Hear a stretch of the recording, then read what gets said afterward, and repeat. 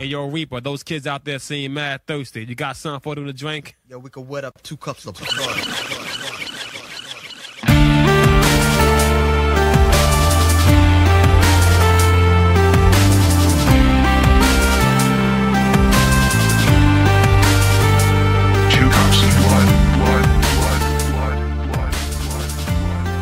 Yeah. Fuck yeah. Welcome back. Hey, thanks for having me. I know. I can't help it. You're always here. Welcome back, man. All right. Yeah. Well, yeah. Thank you. You literally are always here, actually. I literally live here. Yeah. And welcome back to all of you. Yes. My name is Mechno. That's all you need to know right now. You'll catch on. Fair enough. Matt, DJ as Philosinate. But your full name... Mechnosferatu. That's right. Yeah. But, yay. How many Mechnos are there outside of Bukovina? I don't know. Not that many. Not that many. Yeah? Have you looked? Have you done the two. Facebook search? There's 2. Yeah. Well, it is a Bukovinian name, and that's okay. I actually have a cultural connection with Bukovina now, even though I have no heritage there. Between Ukraine and on the northern side of the Carpathian Mountains is Bukovina. And Mechno is a name there. I've met other Mechnos. They're very nice. They're fine. Good enough. Very interesting. Did not know that. Yeah. All right, so we have 2 cups today. This is actually a rare afternoon podcast. A rare afternoon delight. Yes, so day drinking is encouraged in the summertime, especially, right? Oh, yeah, you gotta stay cool. Or something. Something, yeah. Stay toasty. But we have a bonus tonight. We have a shot. And basically what we did, do you want to explain the concept tonight? Okay, sure, yeah. So what we did was we took an old Exhuman drink special. And I hope everyone can imagine like quotes around the term special because they were hit or miss. I'll be historically accurate. They were hit or miss. But we have the Exhuman specials from an event from a previous August Strom where we had the 3 drinks. Basically, we give names to the bartenders, and they came up with the drinks based on what they had on hand and what they thought would move. And, sometimes yes, sometimes no. Yeah. And now, do you have any idea what year this was? 2013, 2014? Oh, boy. That I wasn't prepared to answer. I think it was... Was it 2015?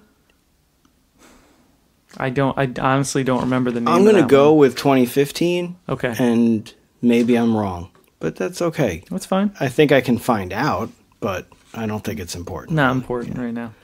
So, every time it's 3 drink specials. And typically there's 2 normal drinks, and one of them very frequently, maybe not always, is a shot. Right? Yeah, that happened. That was, I think, probably more often than not. That's the way it worked out. Right. 2 cups and a shot. And so tonight, we're very drinking ambitious today. Today. Yes. So we're starting with, we have a Drink Zero Prelude, which is the shot, which had a nice name, but we struggled to find an acceptable formula. So the original was the Batwing, and it was Jameson, peach schnapps, and sour. And I'll give a little spoiler.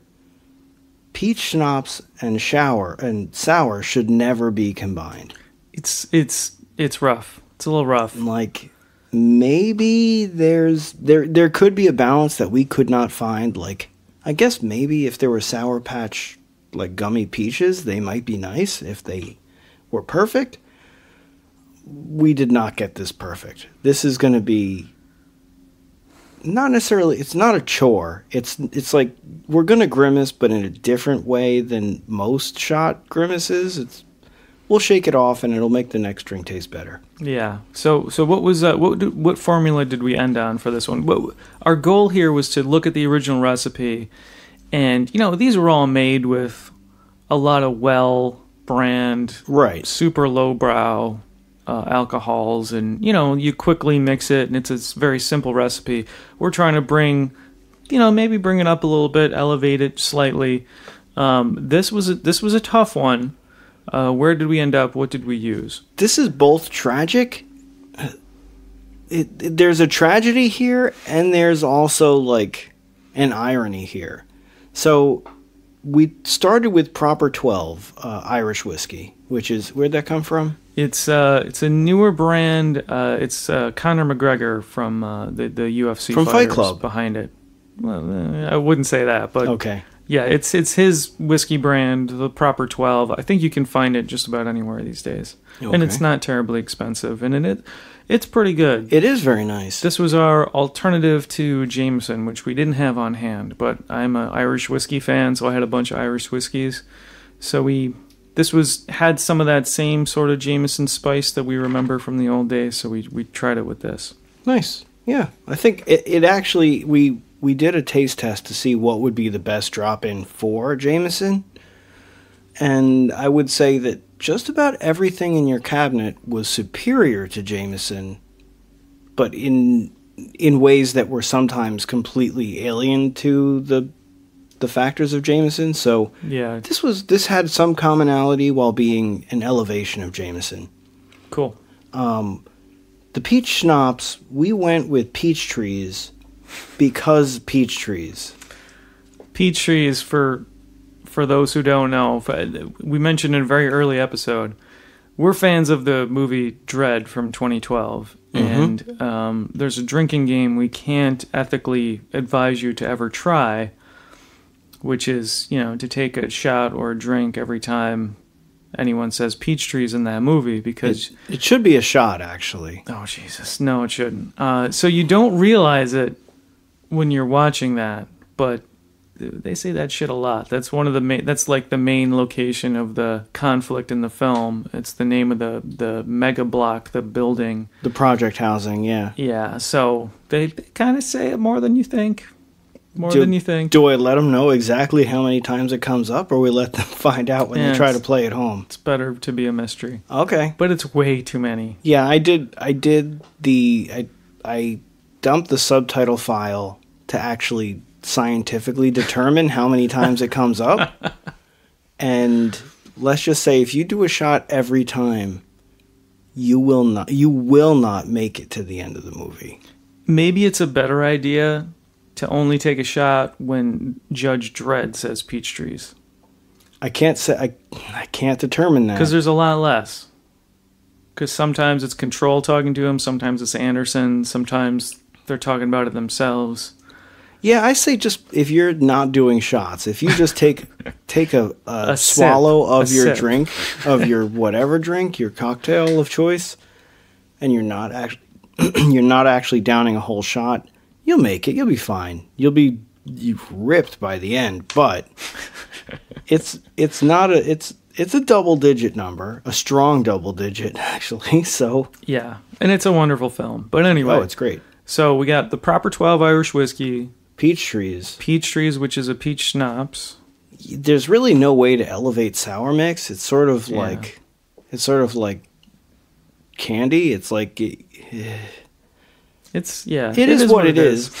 Yeah. But one thing we did was we did not go like the powder. We didn't go with a Kool-Aid version of sour mix. We actually got a bottle of sour mix, and it's very sour and very lemony. Kind of super sweet. It has a sweetness, yeah. Sweet and sour, yeah.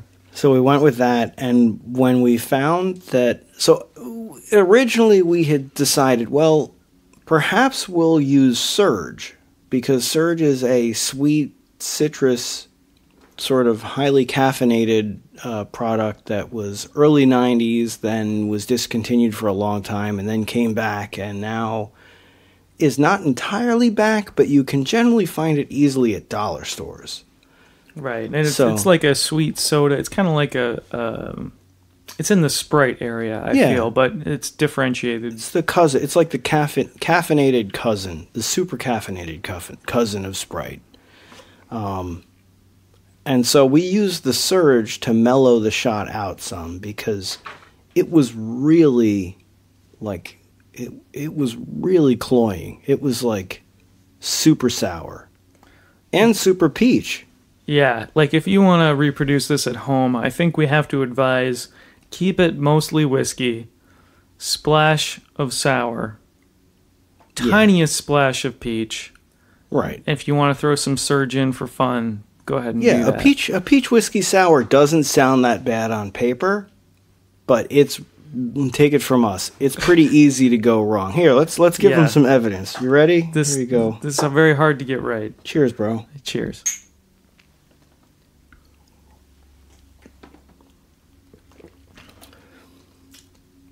Now, surprisingly, as a shot, that was much better than I expected. I was about to say the same thing, that when consumed all at once, it gained so much rather than just trying to sip it. Because we sipped for tasting to make sure we had it right, and I didn't think I was going to be able to take the shot, but it was okay. It worked out. Yeah, when you stop to taste it, it's bad. Yeah, but when you just slam it, it's still a little too peachy for me. Like, you gotta go really easy with that peach. It's so easy to overdo it. I feel like, I kind of like the lingering peach that's dancing on my palate right now. It's kind of nice. So this is the Peachtree's Batwing. Is that what we're calling this one? Yes, Peachtree's Batwing. Well, wait. What?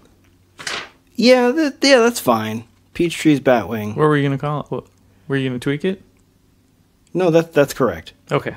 There's no better combination. I was like, well, is it the Dreadwing? Is it the Surge Wing? Batwing Surge? Storm Surge? No, just Peachtree's Batwing. Okay. It's all right. It turns out it's okay. As a shot, it performs well. As a drink, I wouldn't bother. But yeah, if you want a different shot, that's not bad. I feel like the transmission is now, properly lubricated. All right. I am ready to talk authoritatively on things I don't really know that much about. That's your strength. That is my strength. Thank you for recognizing that. Thank you very much. Oh boy. So what's our real first drink here? What's our first cup? The actual first cup, beyond the priming of the pump. The pump, as it were. What is this, actually? Let me smell it. It's the bolt, right? Yeah. Okay, this is the original drink was a Rusty Bolt. Well whiskey and ginger ale. How exciting. It's sort of leaving a little to the creativity department. It could be better. But we just elevate. We wanted to keep it the same drink, but in the best possible lighting. So we went with Hudson Baby Bourbon, which was the first bourbon produced in New York State. Oh, I didn't know that. It's such a delight, and it kind of is an asshole thing to make a mixed drink from this bourbon, because just over some rocks, it is my favorite sipping bourbon. Like, as it mellows, as it louches with the ice melting, it just gets more and more friendly as you sip it, and it's a really nice bourbon. It is expensive, but it's nice. It's really nice. What kind of price point? Are we talking like over $40? I think the 0.75 was something like, I'm going to say it was 54. Okay. So it's up. It's a local small batch. It's right. Up there. It's, it's at the high end for what you're generally going to pay. It's obviously you can spend a fucking fortune on bourbon. Like, the people who love bourbon will spend ridiculous amounts of money for the smallest nuance, but for me, this is where I cap out. But I don't feel bad about spending this because I don't use it all that often. It's when I really want a bourbon. This is a nice go-to. Cool. We did that. We did Tonic ginger beer, which is a bit stronger ginger note forward, and we used cardamom bitters to like add to the spice profile, I guess it's like an East India Rusty Bolt. Because it's got certain India spice profile. I guess the only caution I would say, you want to taste it as you're mixing it and add the ginger to taste. If you really like ginger, then, you know, you go heavy on that, and it's just like a shot of whiskey in the ginger beer. If you're not super into ginger, go heavier on the whiskey. Can't go wrong. If it's a great whiskey like this, you really are going to be fine. Yeah, and that's what I had to do. I had to add a little more whiskey to the ginger. I'm not a huge ginger fan, and this drink was very ginger forward. If the ratio is 1 part whiskey to 2 parts of the ginger, that was too much for me. Too much ginger. So I had to bring it down. That's where it started. Yeah, I had to bring it down a bit. But take a sip. What do you think? It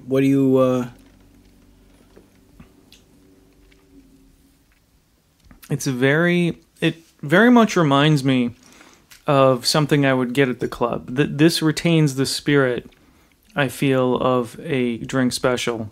Okay, nice. It puts me in that mindset. It gives, I can smell the fuse box bar. You know what I mean? Okay, I like it. I would say, if anyone is an aspiring bar or club owner, one way of just elevating any of the cocktails is having a selection of, like a wide selection of different bitters to use, because they do change the fundamental flavor of the drink, but way more, they change the aroma of the drink, which impacts a lot.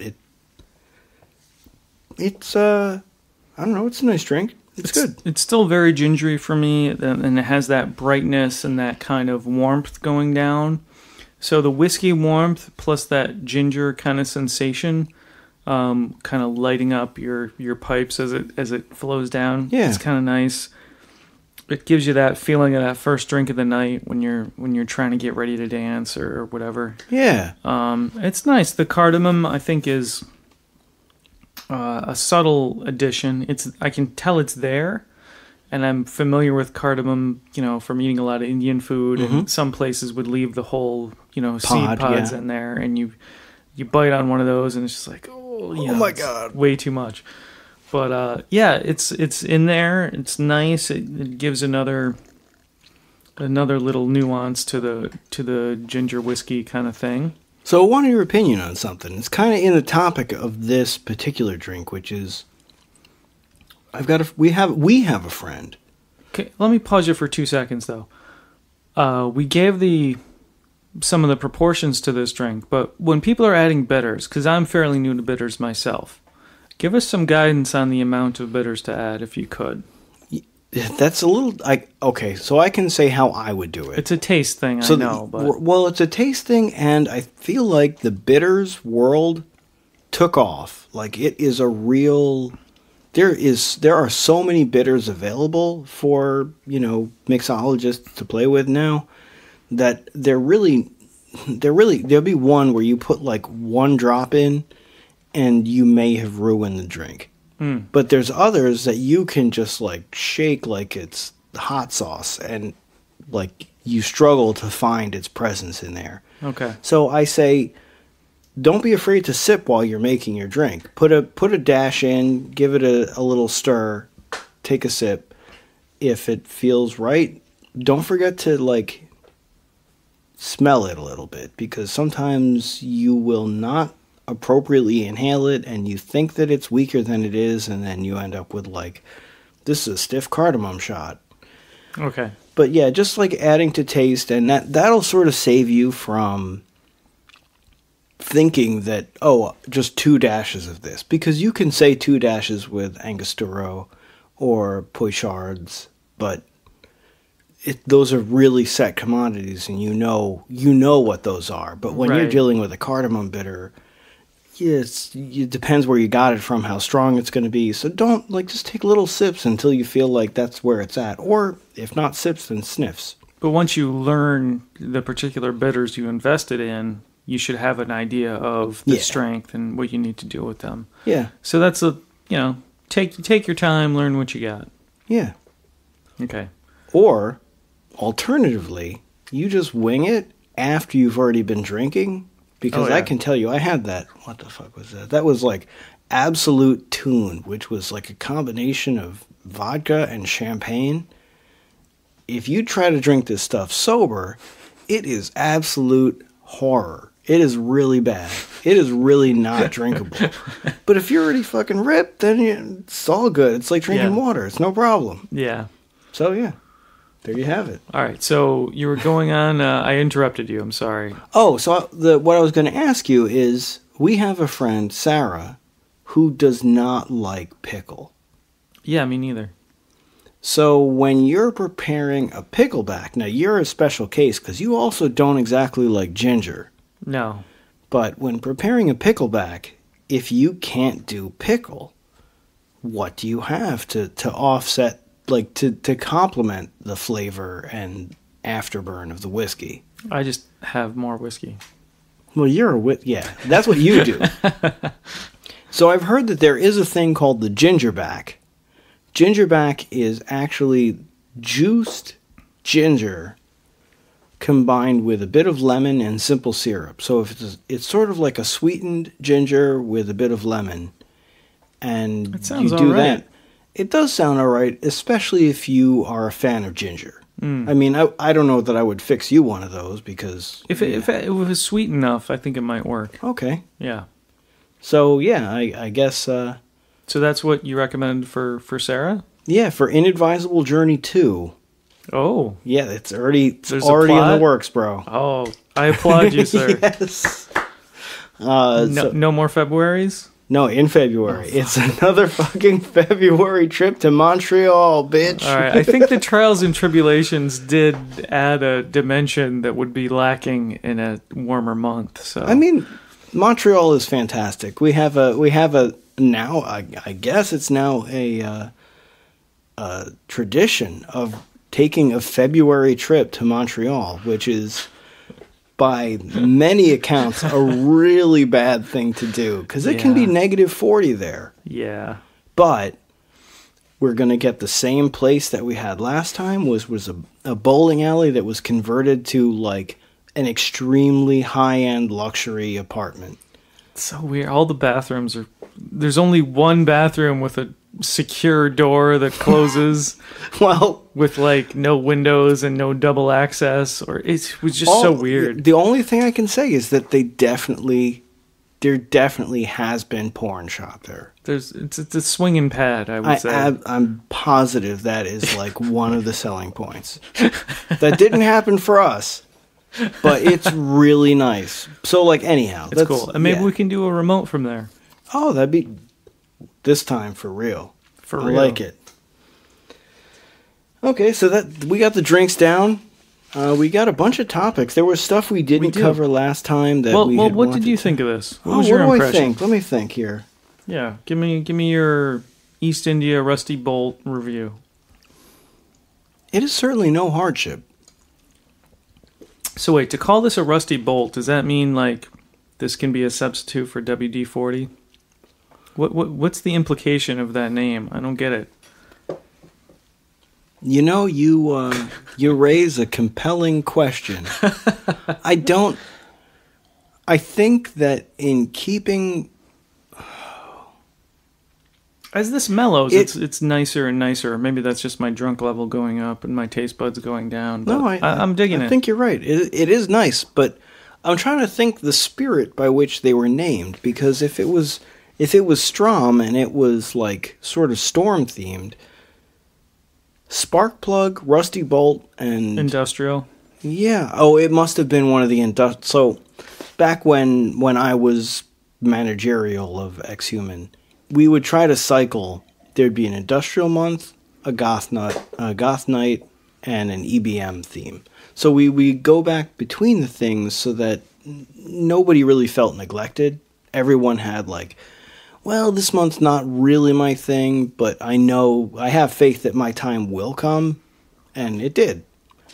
So this must have been one of the industrial months, so the industrial theme to the drinks, but Rusty Bolt, huh? Well, Maybe a Frankenstein thing. I feel like, whiskey and ginger just feels kind of... It feels kind of workshoppy, I guess. It feels that way to me. But I can't...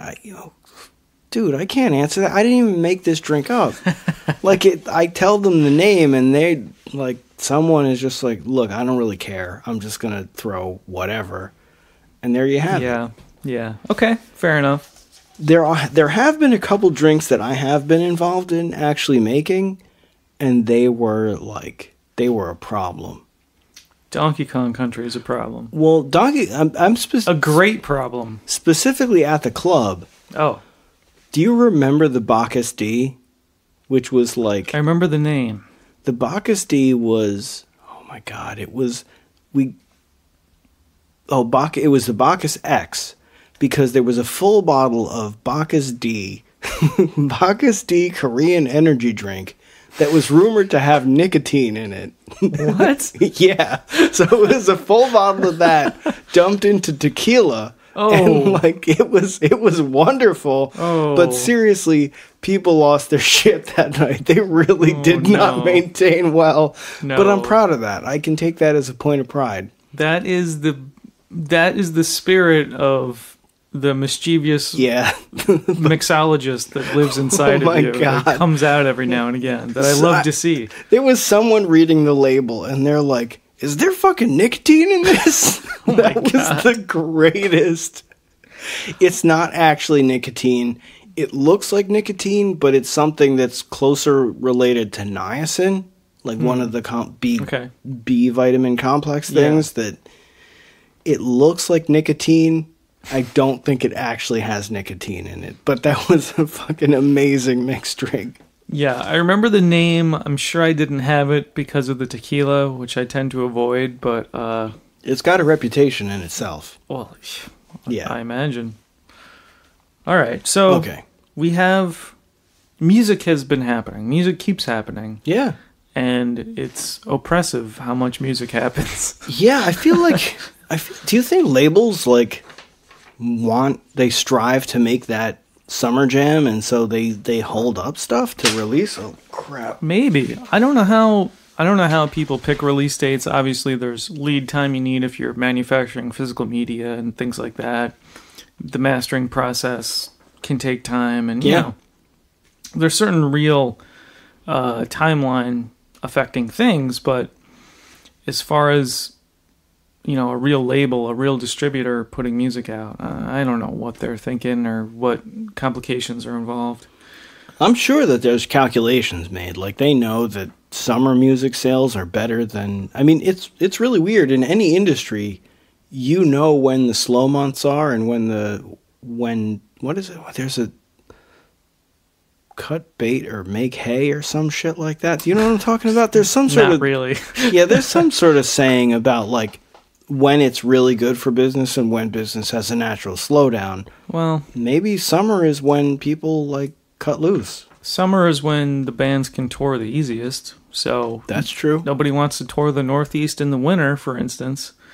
I'm sure they try, but it's rough. So more bands are touring in summer. You're going to sell more when you're on tour. So you'll find that New York bands are incredibly resilient when it comes to weather. They, it'll be in the middle of February, and they will still take an upstate New York gig. They'll still take a Buffalo gig, because they're from New York. They're like, this is just life. If I don't do something all winter, then I'm missing out on a huge portion of, the year. So I'm just going to get out there. Yeah, I remember rehearsing in wintertime and, moving equipment to gigs, and...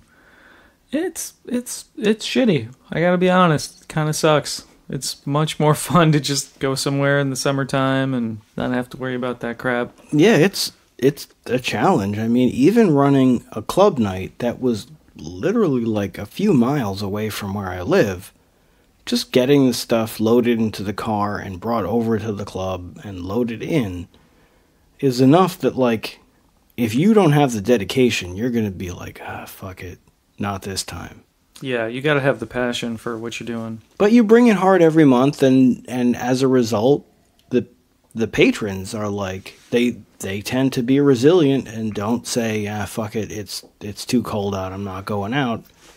Well, I think that speaks to you as a promoter, what you and Chimera did to make everyone feel welcome, to make it feel like a special event. Everyone was special.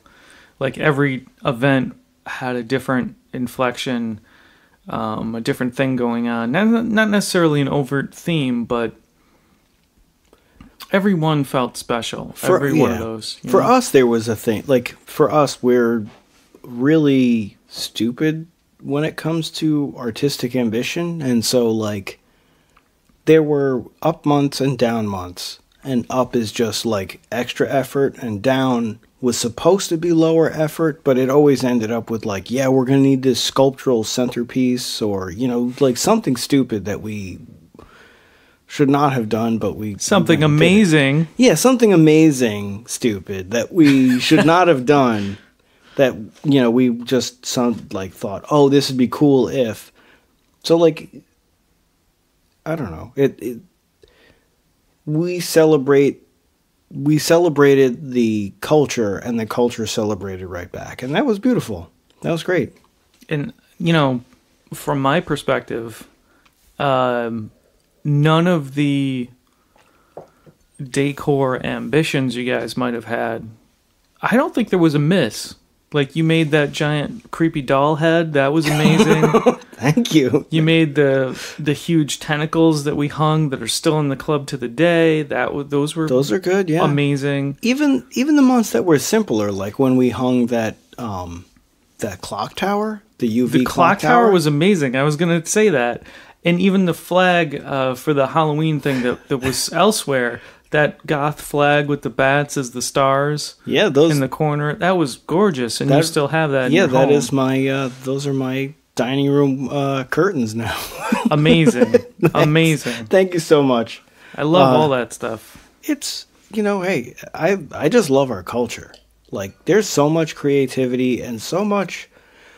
It's sort of a weed of a culture. Like, it comes in and out of fashion, but you can't kill it. There's the people who like that like dark aesthetic, and they're not gonna. You cannot eliminate it because it's part of the human makeup. It's constant. Really, yeah. People will have it in them before they discover what goth culture is, and they can come, like with me. Like I was that before I ever heard the word, before I ever knew what it really meant. Like, I would hear it, and my older sister was like, oh yeah, well there's bands like, you know, Bauhaus and blah blah blah, and I was already listening to The Cure, and she didn't identify The Cure as a goth band.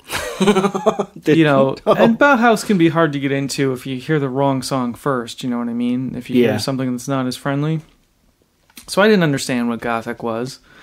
And then, you know, I came out to college in a bigger city, and I saw Propaganda magazine, and I heard about nights at the club, and I started seeing these bands come through town, and I just got into it. I figured out what it was, and I'm like, this is it. This is my people, you know? My jam right here. It's that finding your tribe kind of feeling. Yeah, you hate people, I hate them myself.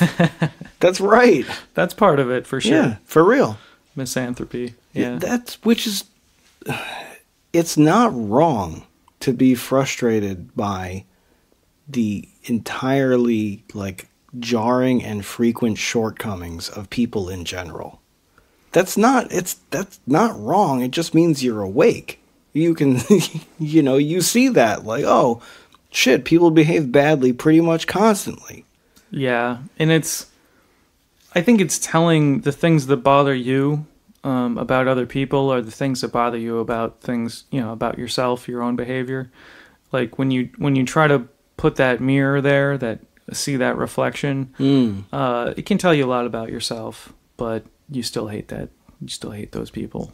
You can't get away from that. I think you use that hate to be a better person yourself. When you catch yourself behaving in a behavior that you would be critical of in others, most goths will have goth-industrial EBMites will have that, like, I'm going to have some introspection about my behavior, and I'm going to conduct myself a little differently because this really irks me when other people do it. Yeah. Which is, I think that's elevated. That's why our culture's the best.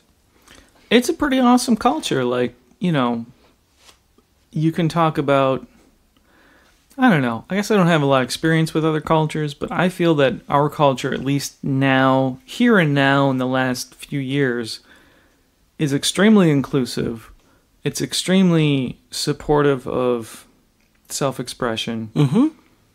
And it's not elitist. It's not trying to say you're not this or you're not. It's not exclusionary in any way. It's not trying to stereotype. It's not trying to stick to the traditional stereotypes. It's very kind of open-ended, and I don't know. It's a really beautiful cool thing. Yeah, absolutely. It's not something I ever experienced back in the day. If I could make a quick offshoot. Sure. I experienced a culture that was completely alien to myself and almost didn't do it with a lot of grace.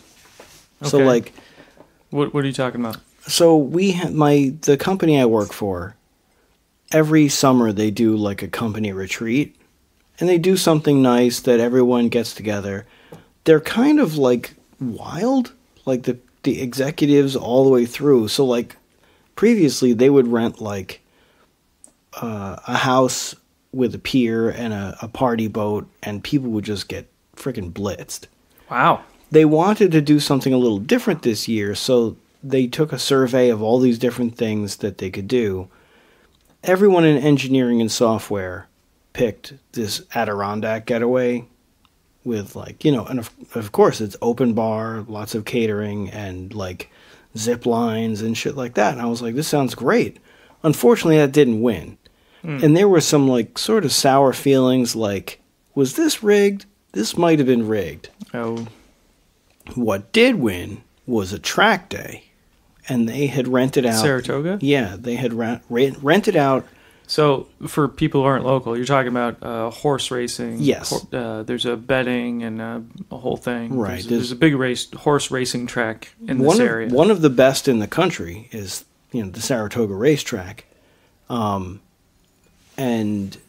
it's a giant fairground, and the horses are beautiful, and the location that they got for us, the 1863 Club... I did zero research as to why it's called 1863. I'm sure it's significant, but whatever. We went up, and it was, like, really the perfect place to take in the race. It had a balcony that was practically hanging over the track. Everything could be seen amazingly, and it was horrible. Oh, yeah? Well, the catering, like, was not my cup of tea.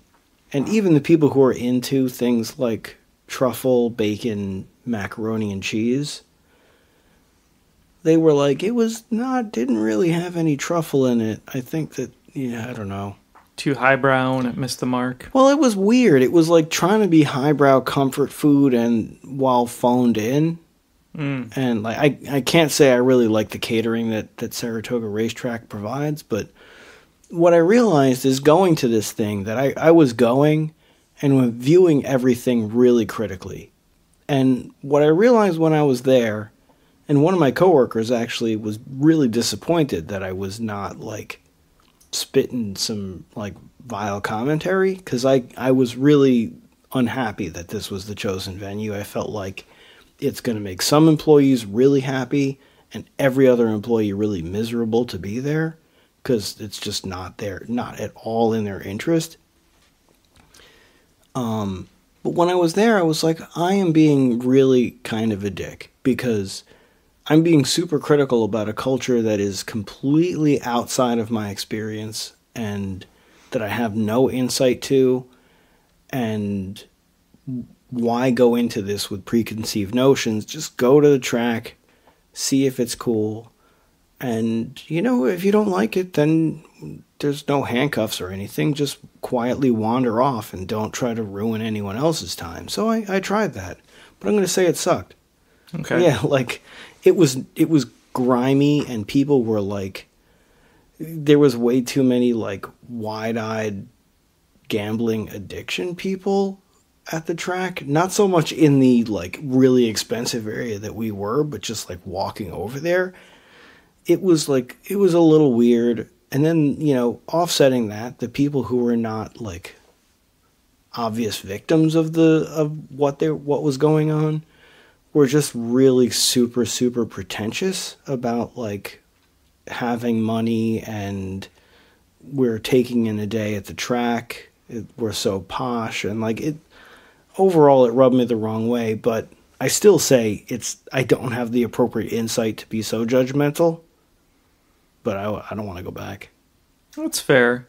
I've been out there once, not in a fancy clubhouse or anything, but I didn't really think about I'm a vegetarian, so I'm not a vegan. I'm not to the nth degree, but I don't know if those racehorses are treated or trained super ethically, and I didn't try to think about those issues. I didn't concentrate on any of that. I just tried to check out what the races were, and you know, it's fun to place like a couple dollars bet on something and just see what happens, and you know, you lose $5 and who cares, but it's kind of fun. Like I kind of had fun. This was a couple years ago. I don't remember very well, but I might try it again.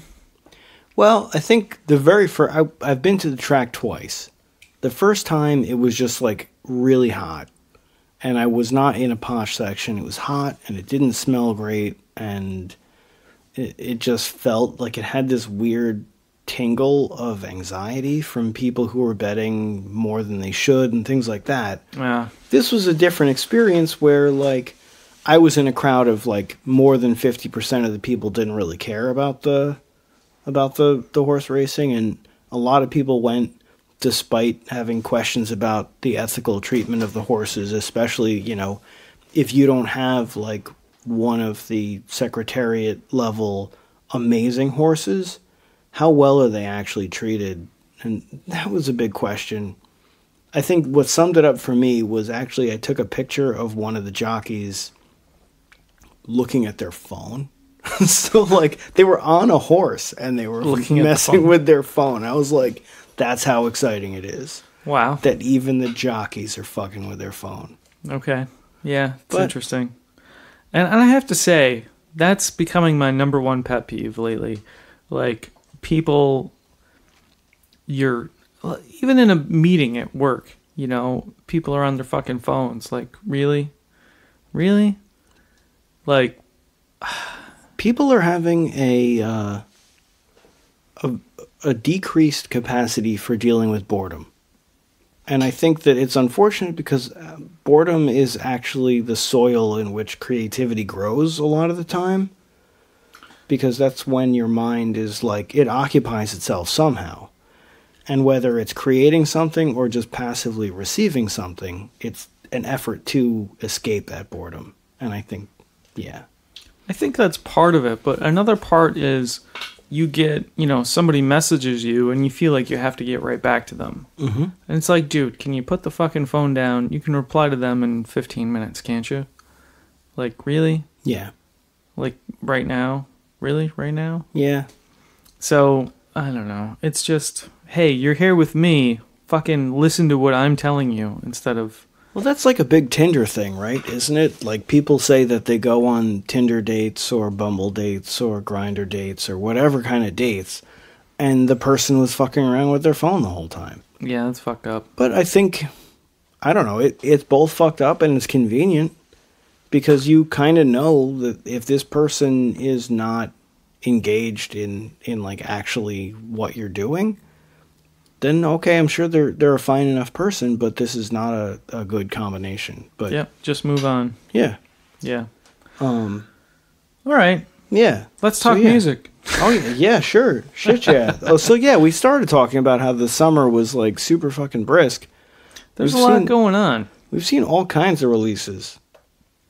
I just want to. I only have 2 right now because I've been busy. I've been working on stuff. I haven't been paying close attention.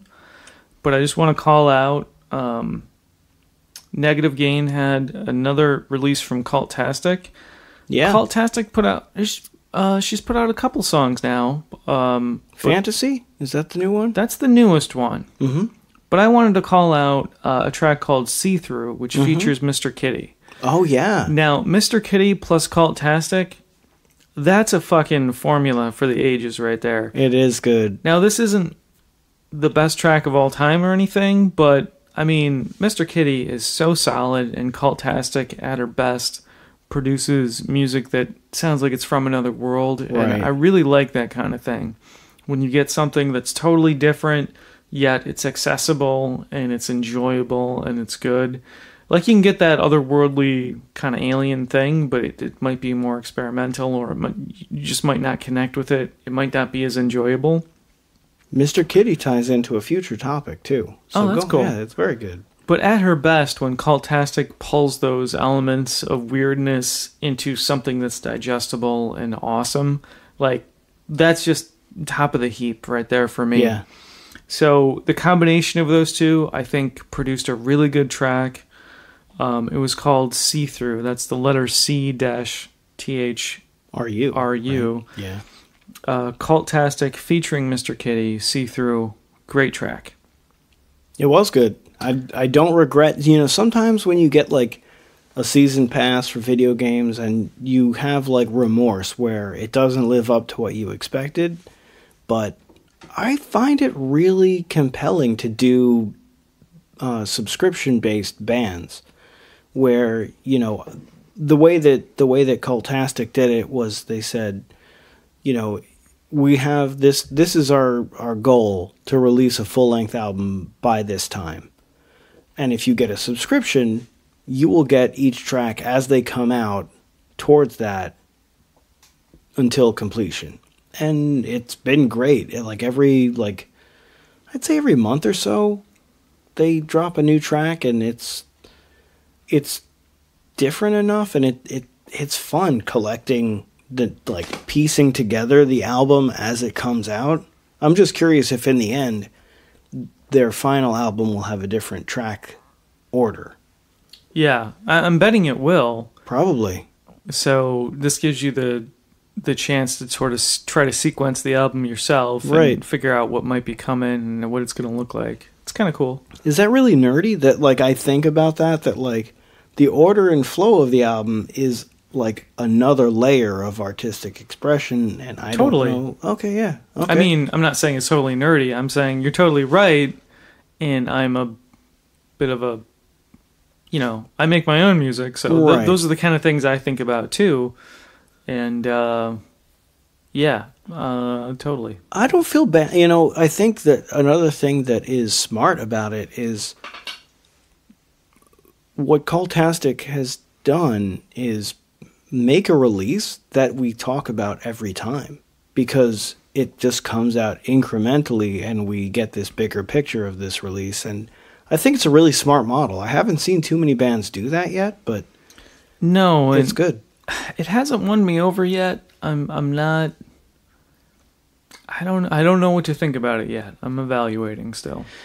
It's like a video game pre-order where you liked the previous editions or you've liked what you've seen, and then you just have to hope that they're going to fulfill that in the future. CULTTASTIC is doing it, but we'll see if Borderlands 3 is a pile of garbage. We will see, and I have pre-ordered the deluxe edition with the DLC, so I don't know. Yeah, I don't know.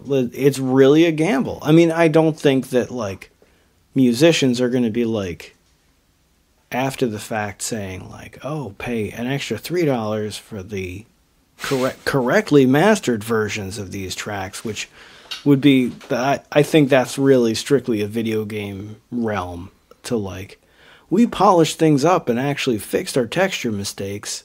That'll be an extra $10, please. Yeah. That's kind of a dick move. But I don't think they're that kind of dicks.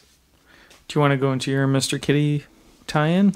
Oh yeah, I was just gonna. Well, the tie-in comes later because I'm gonna talk about some projects that I'm working on, and one of them is inspired by a conversation I had with Mr.Kitty, who was, looking at some of the stuff I had made, and we'll get into that in a little bit.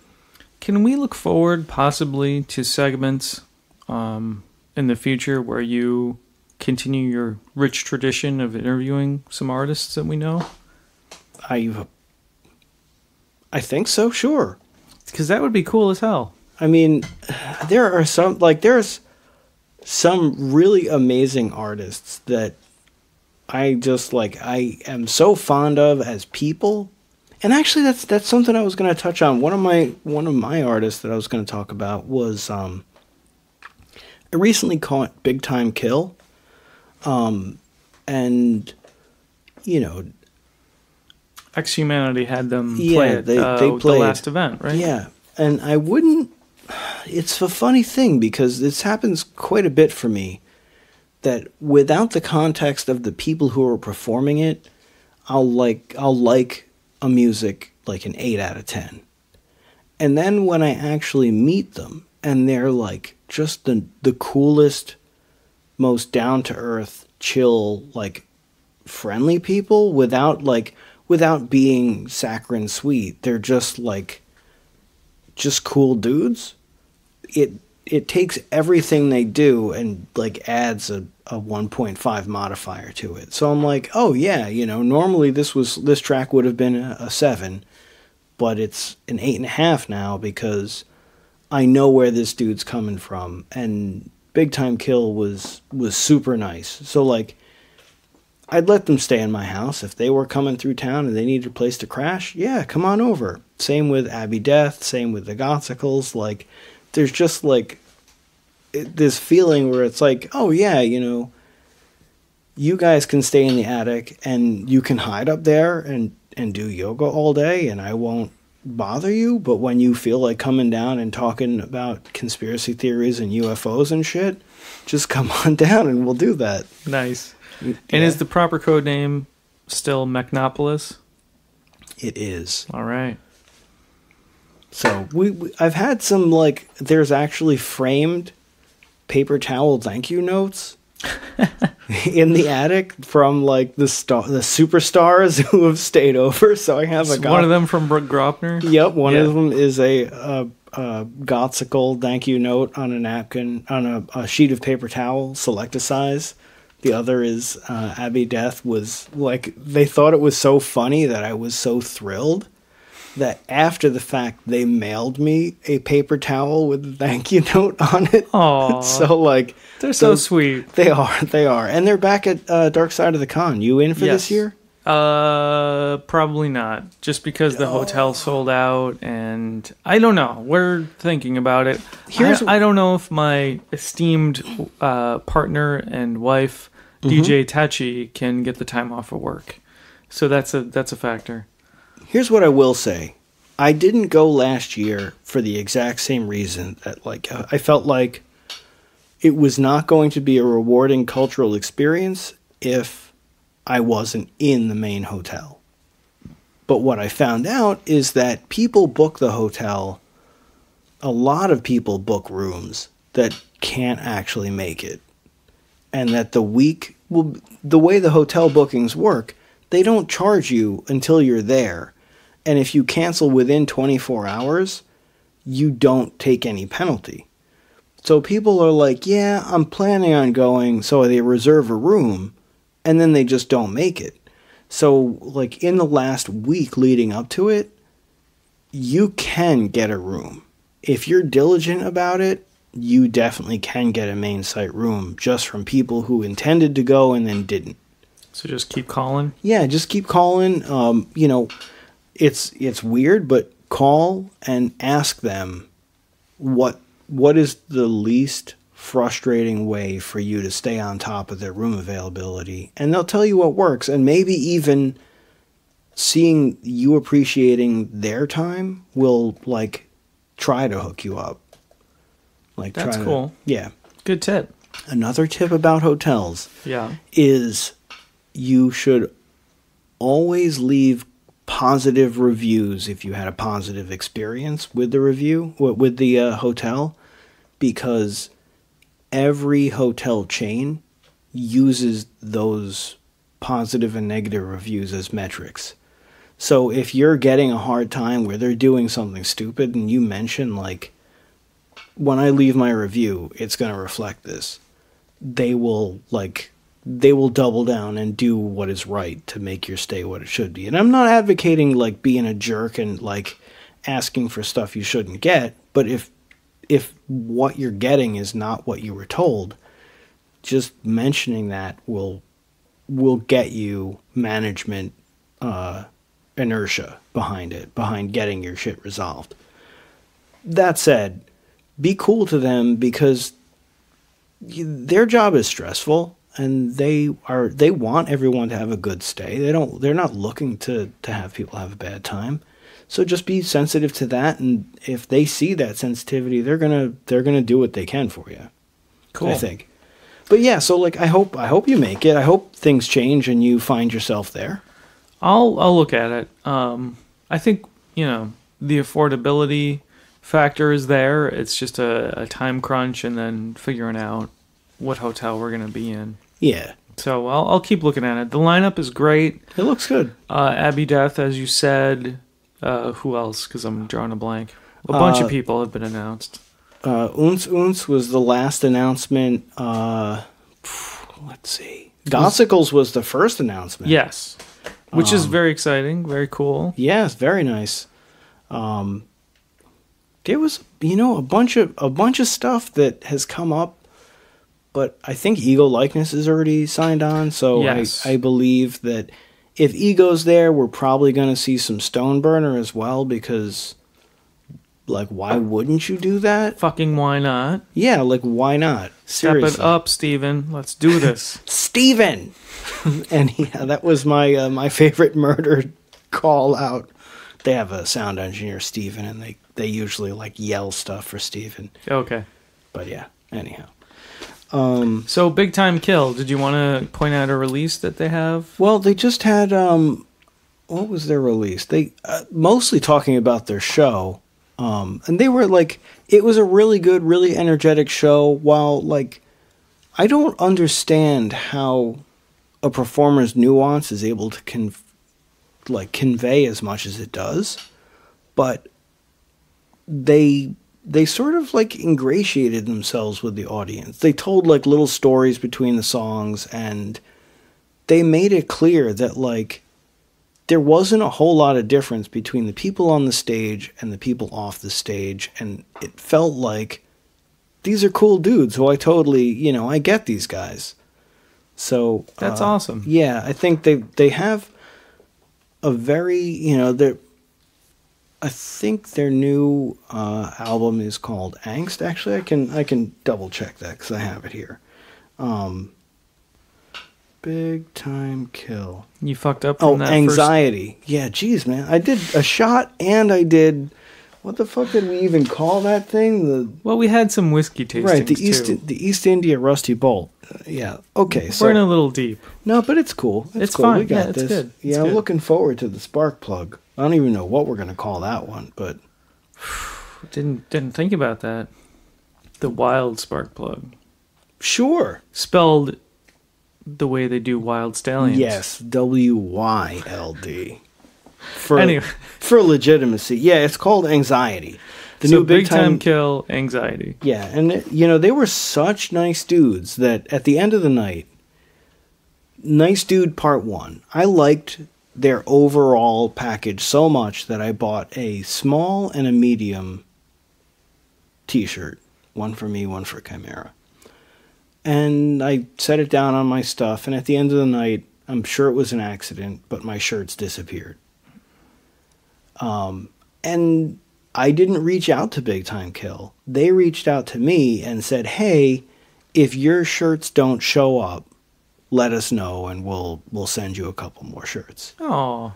And I was like, well, I don't mind too much because I'm still like, I guess even when you retire, you're still kind of a promoter. So I was like, if somebody liked you guys enough that they were stoked to find shirts that were left behind and like took them, then that's the kind of fan you want. That's like, you know, so I'm happy that went, and their shirts were reasonably priced. I'll just order a couple more. I'm cool with that. And that's fine. They were that nice that like they were that like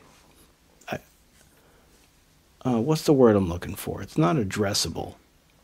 Accessible. They were that accessible that I just felt like these guys are part of my culture. They are like they're nerds, they're rocking, and they're doing a great job. So yeah, I definitely recommend catching them live if you have the chance. Awesome. Juno Reactor with GMS, who I'm not familiar with. Okay. Have a release, what is it, 6 or 7 tracks? Yeah, it's not a huge... Well, it's not a large number of tracks. I don't think it's a short album, though. It's like an EP, maybe, or a single. It's, yeah, an extended play. It's not, I think it's still within the 74-minute mark that would put it on a single CD if they were doing such a thing. Okay, well, you can find it on Juno Reactor's Bandcamp. It's called Into Valhalla, and it's Juno Reactor and GMS. And I haven't listened to it all. I haven't fully digested it, but just the first track, I mean, Juno Reactor coming strong. Like, you identify what it is, but it's really good. It's got some just some aggressive beats, some good stuff going on, a lot of variety throughout the track. And now I think it's self-identified as psytrance, right? I don't know about that, but that sounds right. I think so. I mean, it's a funny thing because I feel like it used to be psytrance was an offshoot of techno, but I feel like it's kind of more an offshoot of industrial now. I feel like it's closer to that. I mean, I think that's because industrial is so electronic these days. That's true. That's also true. Yeah, it's ponderous. But I do, there is... I consider the track on that Dakota to be sort of like a controversial track. That's track 3 or 4, I think. Yeah, I definitely can tell. Now it's called Dakota, and it's a remix. Is that right? Is it a remix or I can pull it up. Yeah, here we go. So exciting, people on the phones. Well, come on. It's like it's no worse than if I was shuffling through papers. So come on. That's one of the GMX remixes, or GMS. I'm sorry. It's a 5-track EP, I would say, or single. Yeah, it's track 3. It's Juno Reactor and Undercover doing a track called Dakota, and it's the GMS remix that's on this release. I think it's kind of good. It is good. I'm curious if it really all depends if sensitive parties are paying attention, because there is something to be said by, someone taking a Dakota Indian song, quantizing it to 4/4 and putting some banging beats behind it.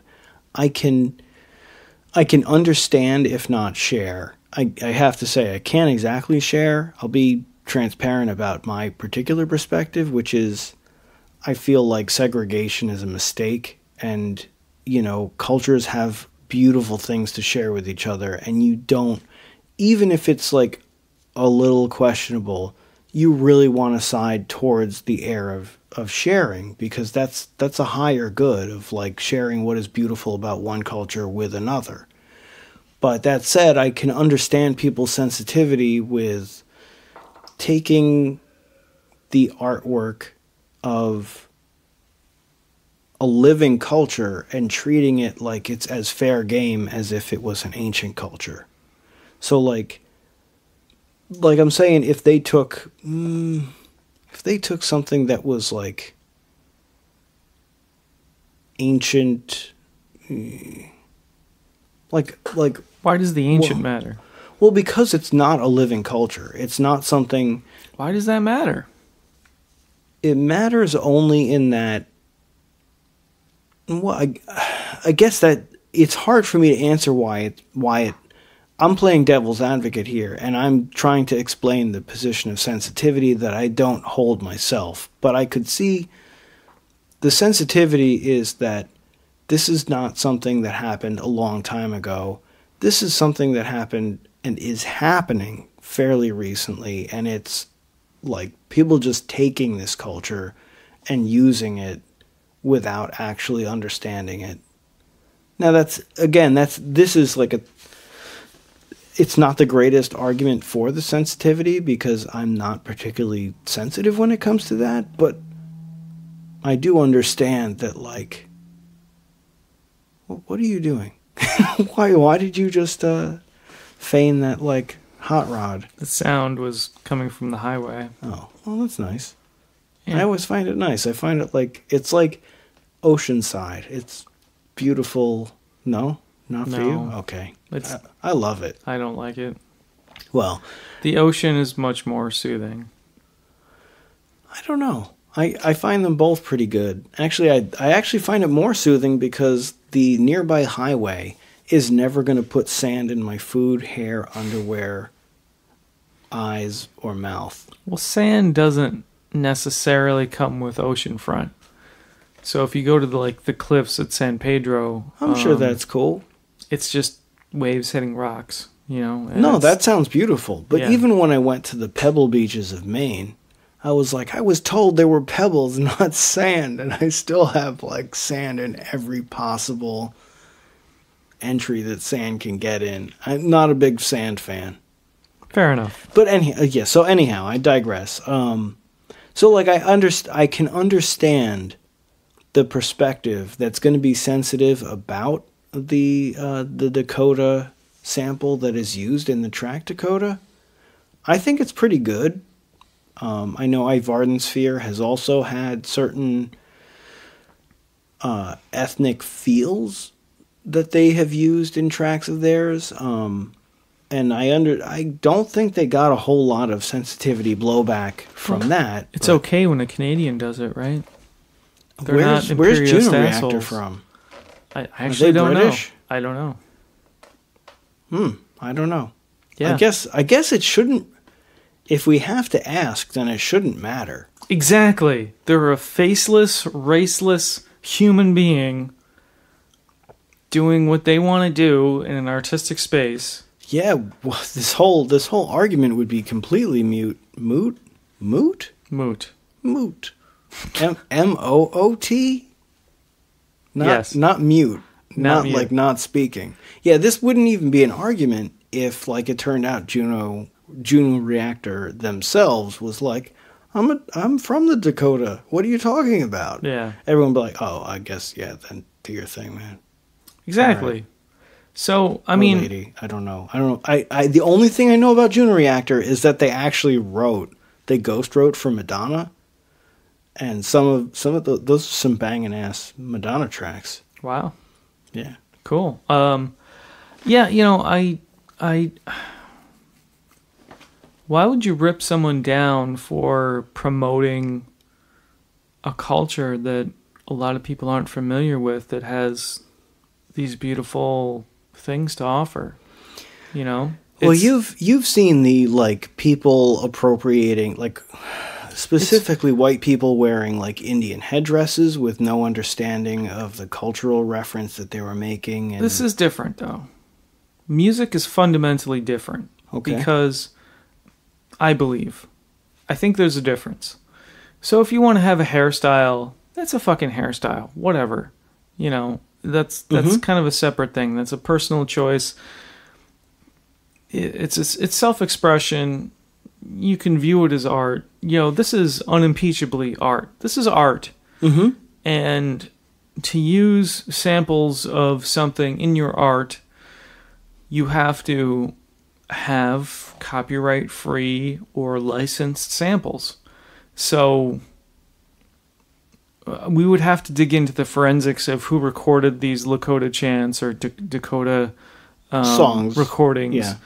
And see where they came from and see how they were licensed and see if anyone's getting paid. And it's just a rabbit hole to dive down. It's a lot of responsibility and prerequisites for actually evaluating a song. Right. So I have to believe that Juno Reactor, being an experienced and highly visible artist, is not going to use something without the proper rights. So if the proper rights were obtained to these samples, and they're using them in an artistic way to make new art, I just don't see a problem. They're bringing attention to a culture that's undervalued, underrepresented, and they're putting it out there. And if people want to hear more of that, they can look into Dakota Indians and or Native Americans. I usually don't say the word Indian. I'm fucking drunk. That's what's going on. Well, I don't think... I can't be super critical of that. Like, people get super upset. And I am very, very liberal. But at the same time, I think this concept of the hypersensitive liberal is, like, completely marginal. It's a stereotype. It's a stereotype, and it's a fabrication made to make people who are sensitive seem ludicrous. Yes. But, so the question that I have is, you talked about, you know, there could be a question of, like, yeah, it's a licensed sample that was licensed from someone who just took that recording from them, because so much has been just taken. That could be the issue. That is, you know, possibly, but I don't Is that even the think... responsibility of the listener to research and make an ethical choice? I mean, these are recordings. These recordings could be 100 years old. Maybe there are no records that go back that far. Maybe they're just in a library that somebody has a copyright to that Juno Reactor paid to use. You know, tracing down, holding the ethical line on this, I don't know, because I haven't done it. Could be very difficult to do. Just to find out the real facts. I think what we should be focusing on is there's a beautiful thing that no one would hear otherwise. Yeah. If Juno Reactor hadn't brought it to light. And it could introduce more interest into that culture and into those recordings. And maybe someone wants to get a live, you know, group of Dakotas in to sing on a new track they're doing. You know? So that can only be a good thing in my mind. You know, I'll take it one step further. Now I'm going to bring it back to kind of the 90s, like early 90s, which was the sort of Wild West of sampling. People, like, they sampled. They didn't fucking clear shit. They just sampled it. And sometimes to hilarious result of, like, you look at 1987 with the KLF, where they had a court order to destroy every copy of the album that they had pressed. So, like, you know, and that's for just, like, a sampled use of ABBA's Dancing Queen. But, like, I think when you try to keep an image or a sound confined, that is against the natural law of things, where, you know, it's like fucking Mickey Mouse. They keep on pushing the copyright out on Mickey Mouse, so it's like hundreds of years they made Mickey Mouse and it never enters into the public domain because their lawyers are strong enough to stop it from doing it. But it's like, seriously, at this point, it's just part of the of the general world's culture that Mickey Mouse exists. You have to let it go. You can't milk it forever. Maybe the real evil is, you know, Walt Disney's dead. He is dead, allegedly. How is his creation still under copyright? Maybe corporations shouldn't be allowed to own copyrights. Because art originates with humans. But won't that instigate assassination games? Oh, Jesus. Because then, if I can kill Walt Disney... All right, Mechno is drunk right now. I think people have to understand. That is possible. I'm taking it too far. Anyhow, yeah. So I just say that, like, There was some amazing music from the early 90s, late 80s, when it was the Wild West of sampling. Everyone was doing it, and nobody was really super concerned with, can I do this? Is this allowed? They were like, this is a cool hook. I'm going to put it in a different context and make art out of it. Campbell's Soup didn't sue Warhol for using the soup containers to, like, in an artistic context. Yeah. I feel like it's really hard to hold art to the same, it's transformative almost always. There's a philosophy behind, like, the perspective. The perspective often is, you're stealing from me, right? But that shouldn't be what it is. You're taking something, you're changing it, you're presenting it in a new light. New context, yeah. As part of a new thing. And maybe you should get a percentage of the revenue from that new thing. But what that new thing is going to do for you is shed new light on your original work. Yeah. So there's a benefit to people being interested in what you've created and reusing it. That I think, people like Lars Ulrich and, that's not really sampling, I guess, but that's more Napster. He's a different kind of dickhead. He's yeah. Fuck that guy. Let's just say, as an artist who isn't worried about people stealing from me because nobody knows my shit anyway, yeah, I would be nothing but flattered if somebody wanted to use part of my work in their work. I just think that's very flattering. So here's my question. Here's my devil's advocate question. Let's say one of your tracks gets used by someone who is like over the top, like Fergie, like takes your hook and uses it and is making millions of dollars from like the commercial rights. Like they sell it to Pepsi. You're suddenly finding your hook is used in a Pepsi commercial and you're like, the fuck?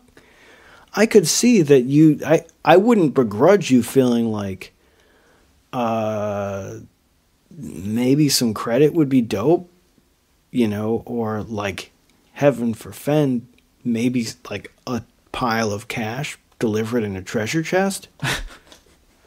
Yeah, I mean, as long as there's some sort of agreement there. If they just take it and use it without your permission, without your, without some sort of a licensing agreement, that's wrong. I think everyone agrees that's wrong. You don't.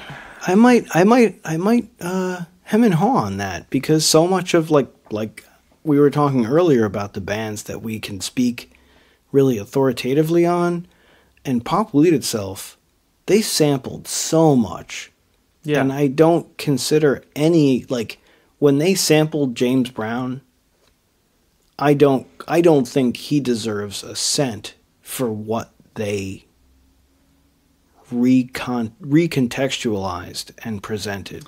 I disagree. I think even if they're only taking 5 seconds of something, or just a hey, or something that's recognizable, I think there should be a limit to how much that's going to cost them. But if James Brown says, "Yeah, you can use that one scream for $1,000. Do whatever you want to do with it." I think art's a wilder thing for me. Art is like, if it's part of popular culture, it's fair game. No.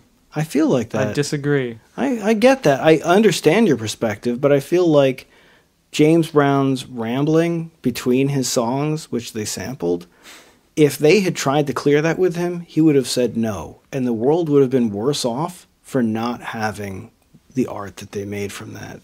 That's fair enough, but we're not in that era anymore, right? Mm-hmm. So now these agreements are more standardized, and they're more expected.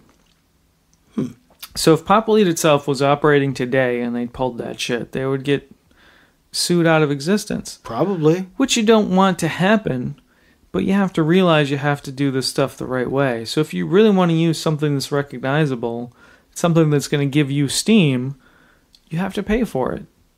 If it's from an artist that no one's heard of, you still want to clear it with them. You still want to give them something. Like, hey, let me give you $200 and I'll use this 2 seconds of your thing. And honestly, when you're dealing with a situation like I posed where a megastar is using something from someone who's an undiscovered artist, there's really, like, that undiscovered artist is not going to extort them for a crazy sum. It's like, oh, cool, I'll actually be out there in the world. Or if they try, they were like, okay, well, we'll just do something else. Exactly. And then they're their own worst enemy. Yeah. So, if you think you're worth $4 million and nobody wants to pay you that, yeah, you're going to get fucked. So just say, yeah, well, give me like 1% of anything you make, or give me $1,500 and we'll call it even. Or whatever. Like, I don't know how much leverage small artists have in making those kind of agreements, but I think it's important that artists are compensated somehow, or they're at least agreeable to what you're going to do with their work. I don't know. I think that I kind of disagree in that once things are out in the public consciousness, they can't be controlled anymore, and you really can't. You can't claim that control. It's like Banksy. Like, Banksy uses icons without clearance, and nothing is off limits. There's a difference, though, because Banksy isn't charging, right? That's also, well, yes and no. I don't hesitate to think that Banksy is absolutely living a very comfortable life. I don't know. I don't doubt know what it. to say. I'm not read up on Banksy. Well, it's also like there is no right answer. This is a really nuanced topic. Yeah. But yeah. Why don't you finish up with the other? Yeah, I'm just gonna rip through the rest music. of the music I've been listening to. It wasn't on my sheet, but I do want to give a shout out to Anna Lux. So I followed the German electronic weekly chart and the Deutsche Alternative chart. I watch those because as a DJ, if something is charting really strong in the German electronic weekly chart, it's going to go over on the floor. Whether nobody knows it or like whether, regardless of how well known it is, it's quality. Yeah, it's gonna fucking rock. Because like if it's in the top 10, yeah. It's never been heard in the United States, but when people hear it, the same thing that made it a huge hit in Germany is gonna like take hold on this dance floor. So I happened to catch an Anna Lux track. Being an industrial DJ, I should know German pronunciation much better than I do. Tanz durch die Nacht. Yeah. Yeah, basically it's like Dance Through the Night is the translation. I think we already talked about this. Did we? Last time. All right, let's erase that then. Anna Lux. Yeah, I remember that. Okay, if I had mentioned it before, I still say it's one of those tracks that like I keep coming back to and putting into my like playlists because it's that good. I still haven't fucking listened to it yet, but I mean, it's dope. It's on my list. Okay. It's something that I would not have sought out, but the Purge actually reached out to me directly and gave me a download code for their most recent album. I don't find it without points that I could criticize, but I do find it a very, very earnest and very honest piece of work. So it's like, it is sort of a dark, sort of 80s inspired like feel. And I think it's overall a pretty good listen, and that's the Purge Honesty. Is that in the goth realm, or what would you call it? I think it's tough. I used to feel this cringe with this retro wave stuff. There was like synthwave and retro wave, and I likened it when in a conversation with Morris Black, I said the synthwave presence right now is like the 1986 Atari 2600 presence, which is everything has a really cool cover that has nothing to do with how the game is played and is not at all associated with what you actually get. It's just like this deluge of nostalgia, and some people do it really, really well, and the vast majority do it really, really mediocrely because it's easy to distill like certain 80s sound and just like do do do do do do do do. You know, it's like, okay, yeah. Okay, so anyhow, that said, I have been kind of liking quite a bit of what would be called synthwave or retrowave or vaporwave or whatever. Dana Jean Phoenix has a new release that... My notes are fucking horrible. I wasn't even drunk when I wrote these notes. Like, what I took was, there was a really cool... just to give you like sort of a framing, one of the remixes is by The Rain Within. Oh, cool. So like it is really good, and I think it's called Pixel World.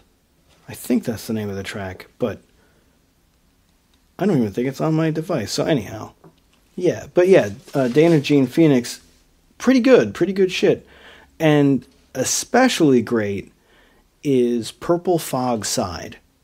Purple Fog Side is this sort of goth post-punk synthwave thing that's out of Russia that just dropped a remix album for The Sky Ablaze.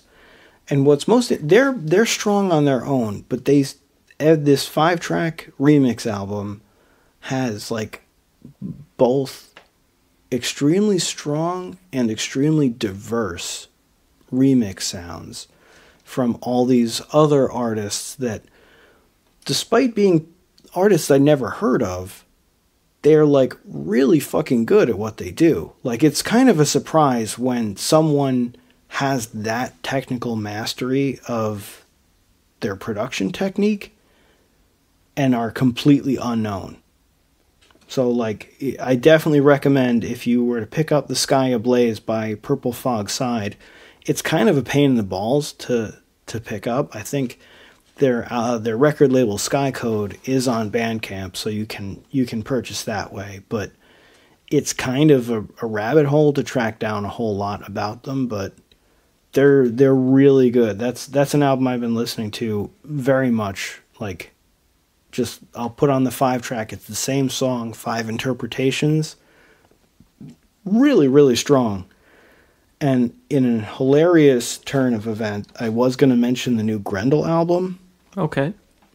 Now, Grendel kind of hit the scene with, I guess their biggest tracks are Time Wave 0 and, of course, Soil Bleed. And, of course, Soil Bleed version 3.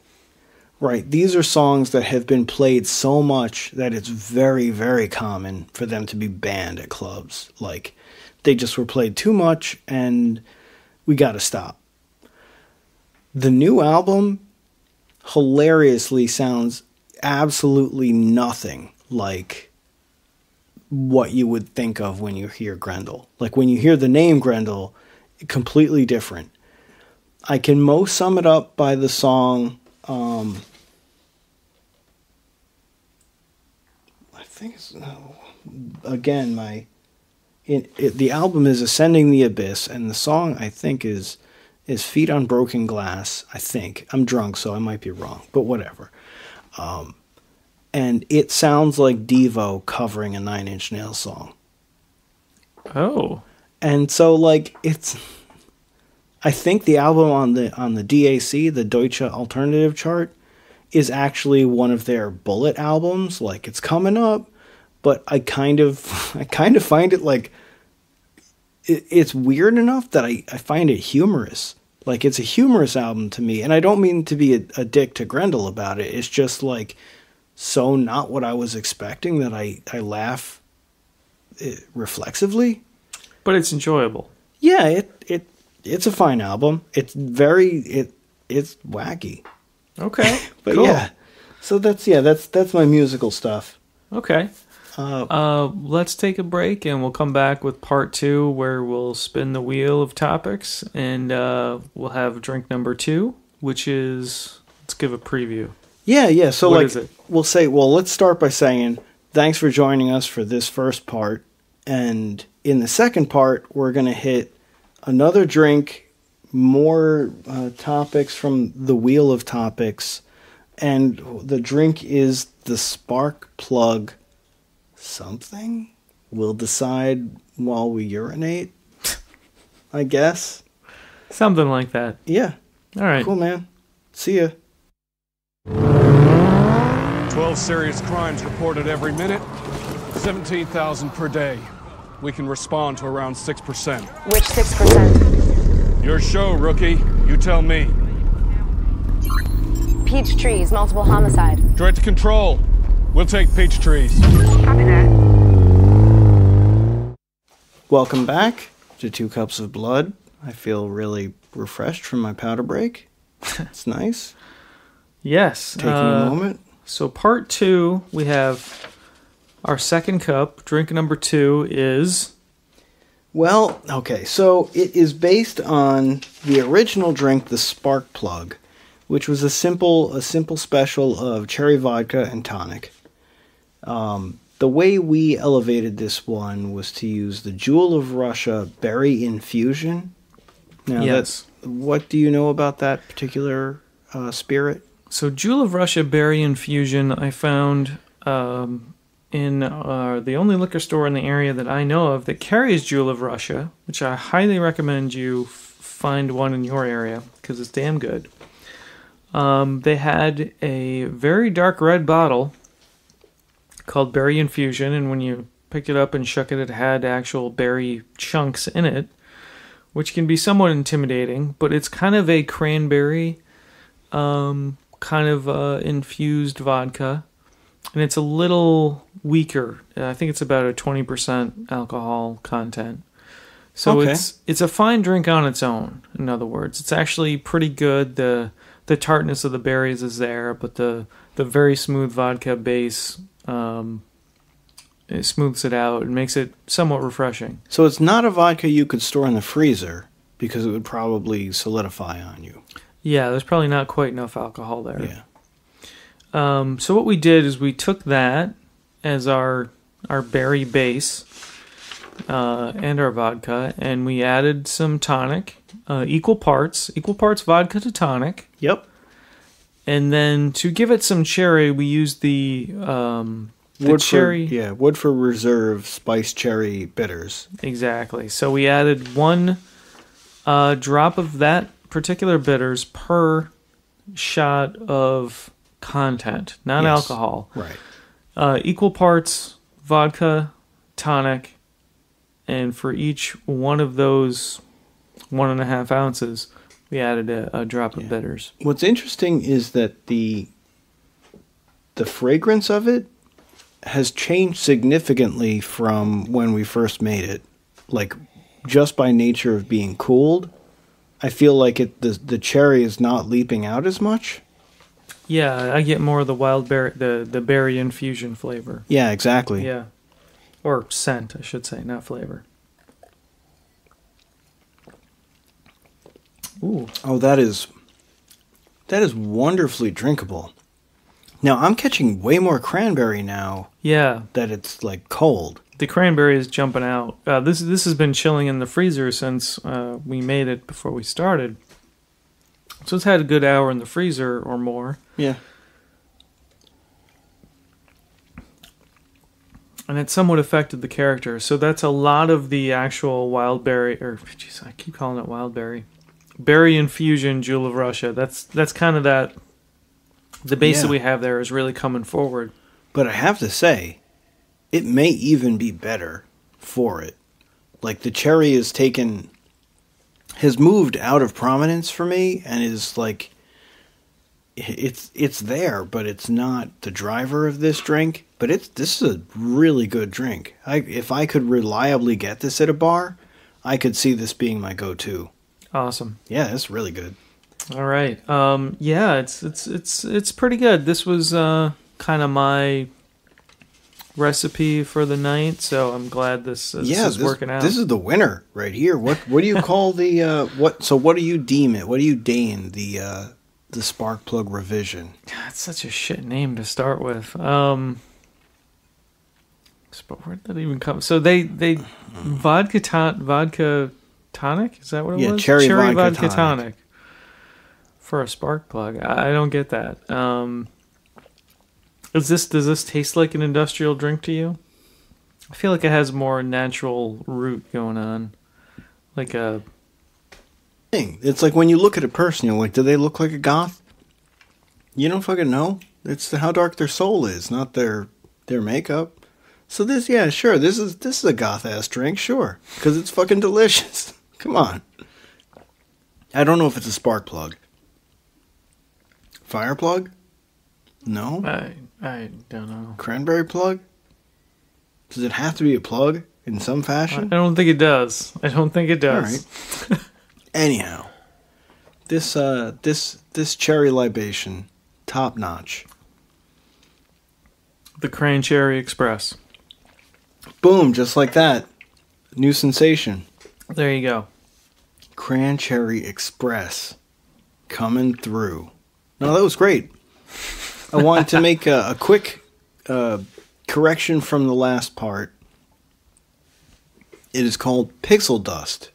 The Dana Jean Phoenix release is PixelDust, not Pixel World. So, I apologize to the artist. Good to know. Yeah.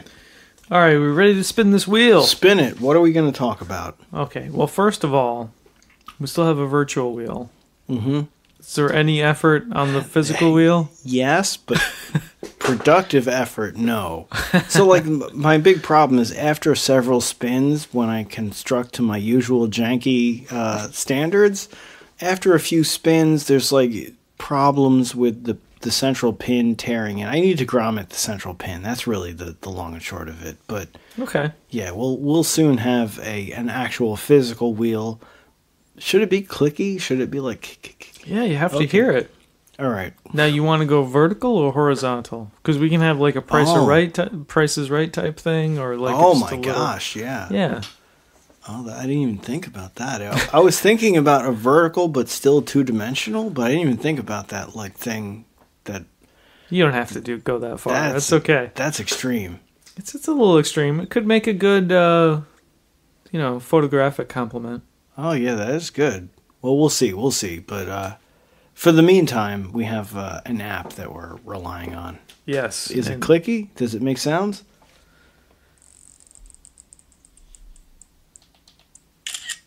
Whoops.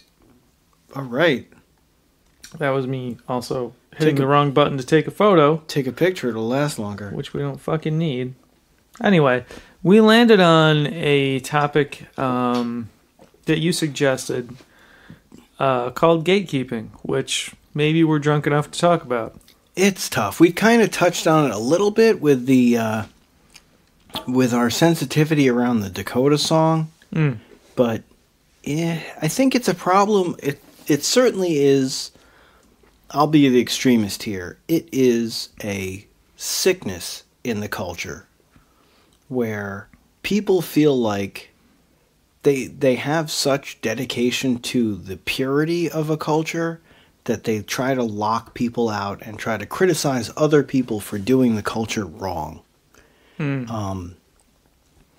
Or, it sometimes that's directly in analysis with goth culture, but it happens for everything. Like, we were talking about the use of the sample in that song, and like, that's inappropriate. But I really find that just a form of gatekeeping, in that you're saying what another artist's expression should be.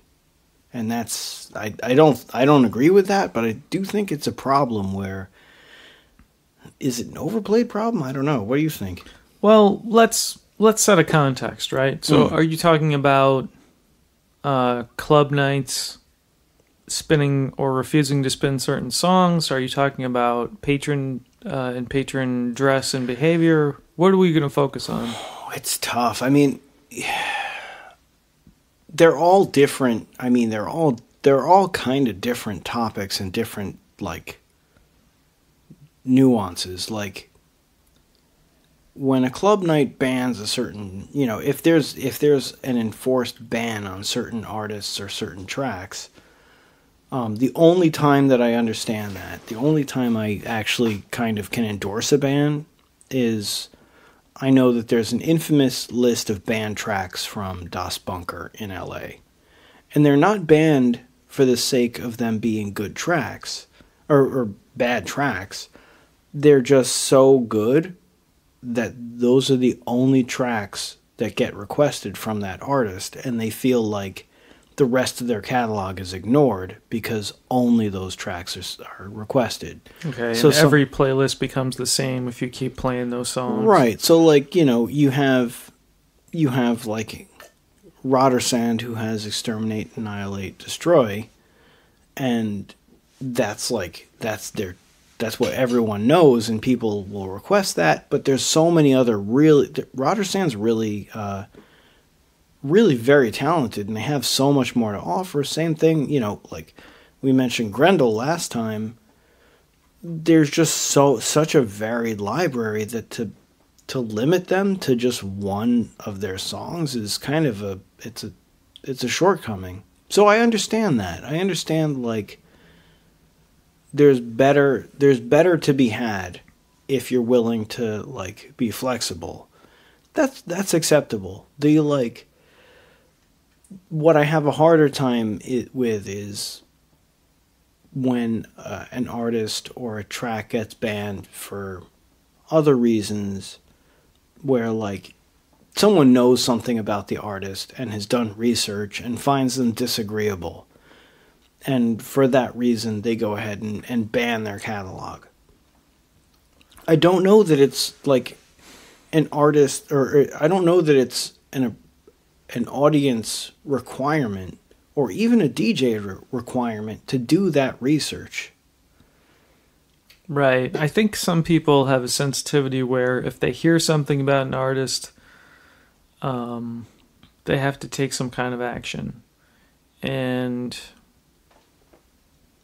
you know, other people who just aren't paying attention might not know there's anything that artist has done that would be objectionable. And I find it difficult to connect the cause and effect of, hey, I'm a DJ, I'm just playing music, I'm going to play Combi Christ. Mm-hmm. People are going to dance to it.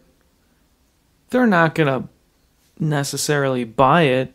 It's not like I'm glorifying or endorsing a particular artist or their behavior. I'm just playing a track in a club. Like, yeah, let's take it down a notch. Just judge it on the track. If this track is, like, if it's an anti-Semitic track, yeah, I could see banning that. Yes, that's different. There's a difference there. If the artist isn't directly saying anything objectionable, yeah, but you just know something objectionable about the artist, is there a responsibility? I don't know if there is. I don't know where to draw those lines. Yeah, it's hard. I mean, I feel like don't sweat it. I mean, if give the DJ themselves that artistic flexibility to decide what they want to include in their set and what they don't. If that DJ knows, like me, if I know something disagreeable about an artist, it will inhibit me from playing it. And that's my artistic choice to not include that in my set. But for me to know something about an artist and to insist that another DJ not include that in their artistic expression, I think that's stepping too far. See, that's interesting because I only have the perspective of a DJ. Mm-hmm. So a DJ's job is twofold. You want to please the people, mm-hmm. and you want to express yourself. Exactly. And you have to find your own mix of those two elements, and that'll define your style and how well you're received. Yeah. So, you know, you can use some of your personal taste or personal preference or however you want to phrase it to include or exclude certain artists. But as a promoter, as someone who can set the ground rules for a night that's employing DJs, you know, I don't have any perspective on that. So to hear you say, you've always been very sensitive to treating it as an art, treating DJing. That's where I come from, yeah. As a personal expression. So you personally probably wouldn't put any limits on the DJs of the night. Right. That's not my particular style. Right. So other promoters who are more sensitive, who want to be more inclusive, who want to be more discriminating, they might have other priorities. I feel like it's a trap. I feel like as soon as you assume the responsibility for curation, you assume the liability for everything you didn't know about that does get played. Like there's artists I won't play. And I would never, of course, shit on a person making a request for that artist because they don't have the same experience that I do. What I do shapes my expression. And I'm like, okay, I appreciate that you requested that. And I understand why you like that track. I can't in good conscience play anything by that person because they did this that I am directly aware of. And that's just me.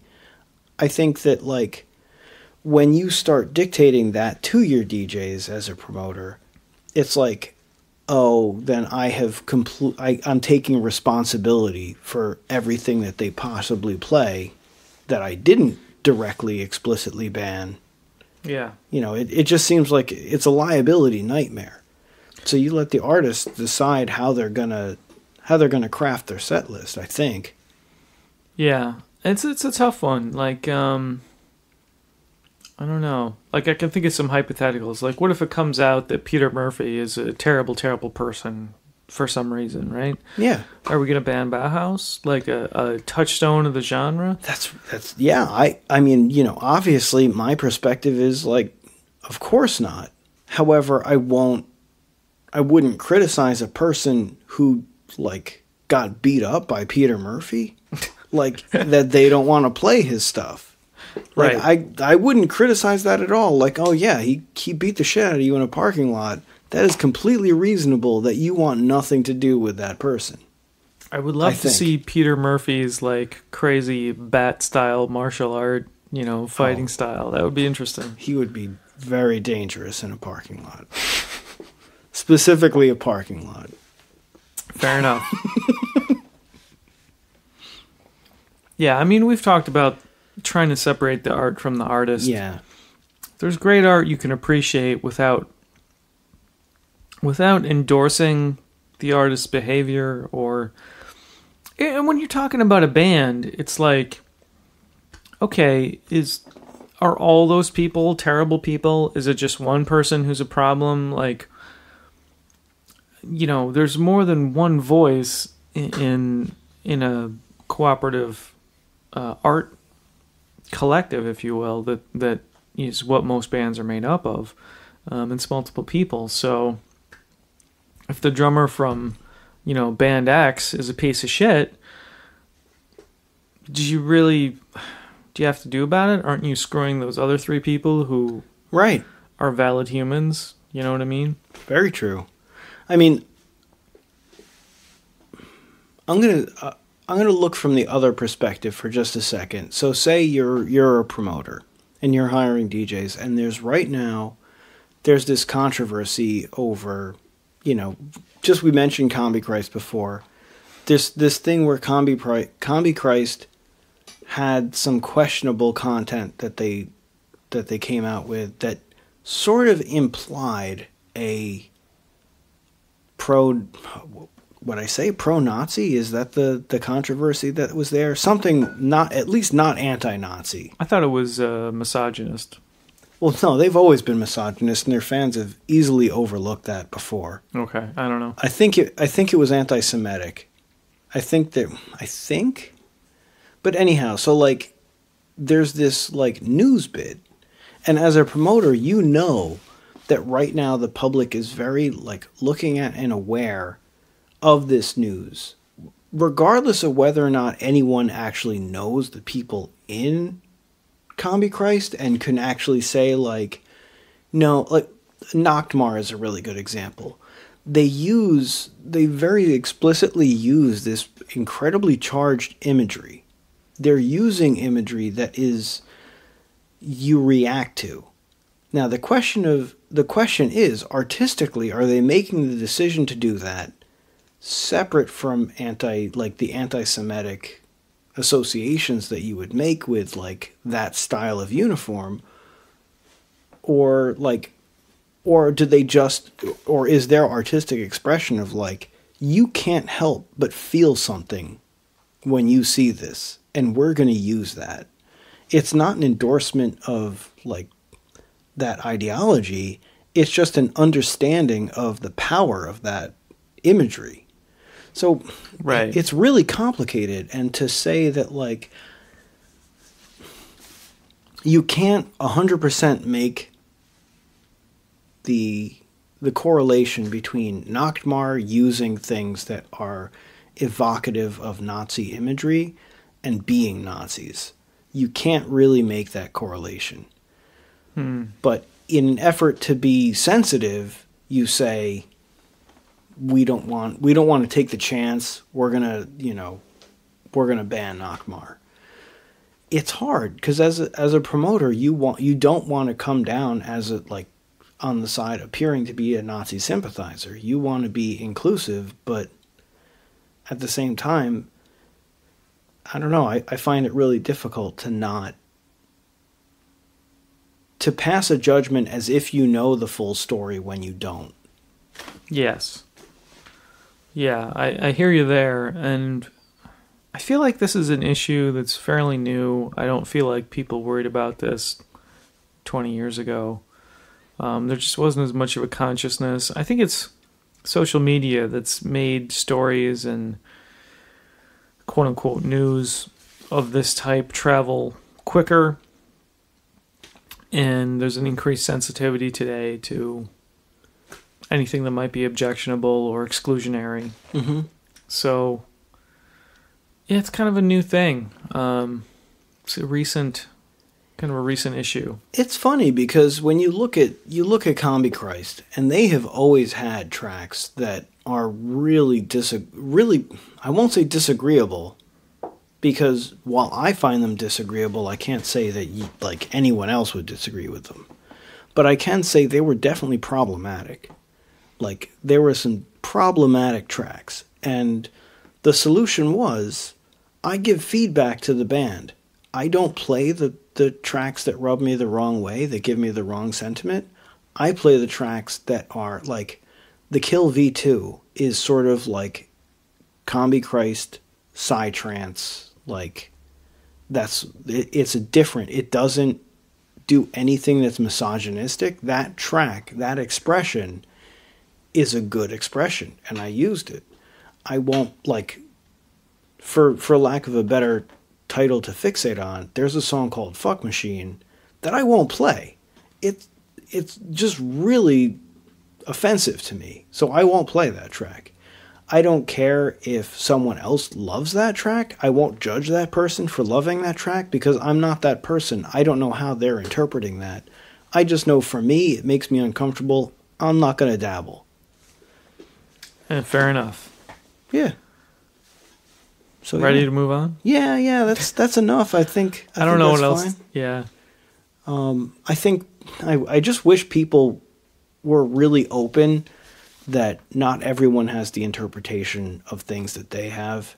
And if somebody is doing something that they find disagreeable, they may not be a horrible person. They may just have a different interpretation of the things than you do. They might just think it's a bang club track and they want to dance hard. Yeah, they don't give a fuck. That could be it. They're not listening to what it says or what it means. Right. Yeah, that's true. You never know. What do you think? Back to the wheel? Let's hit it.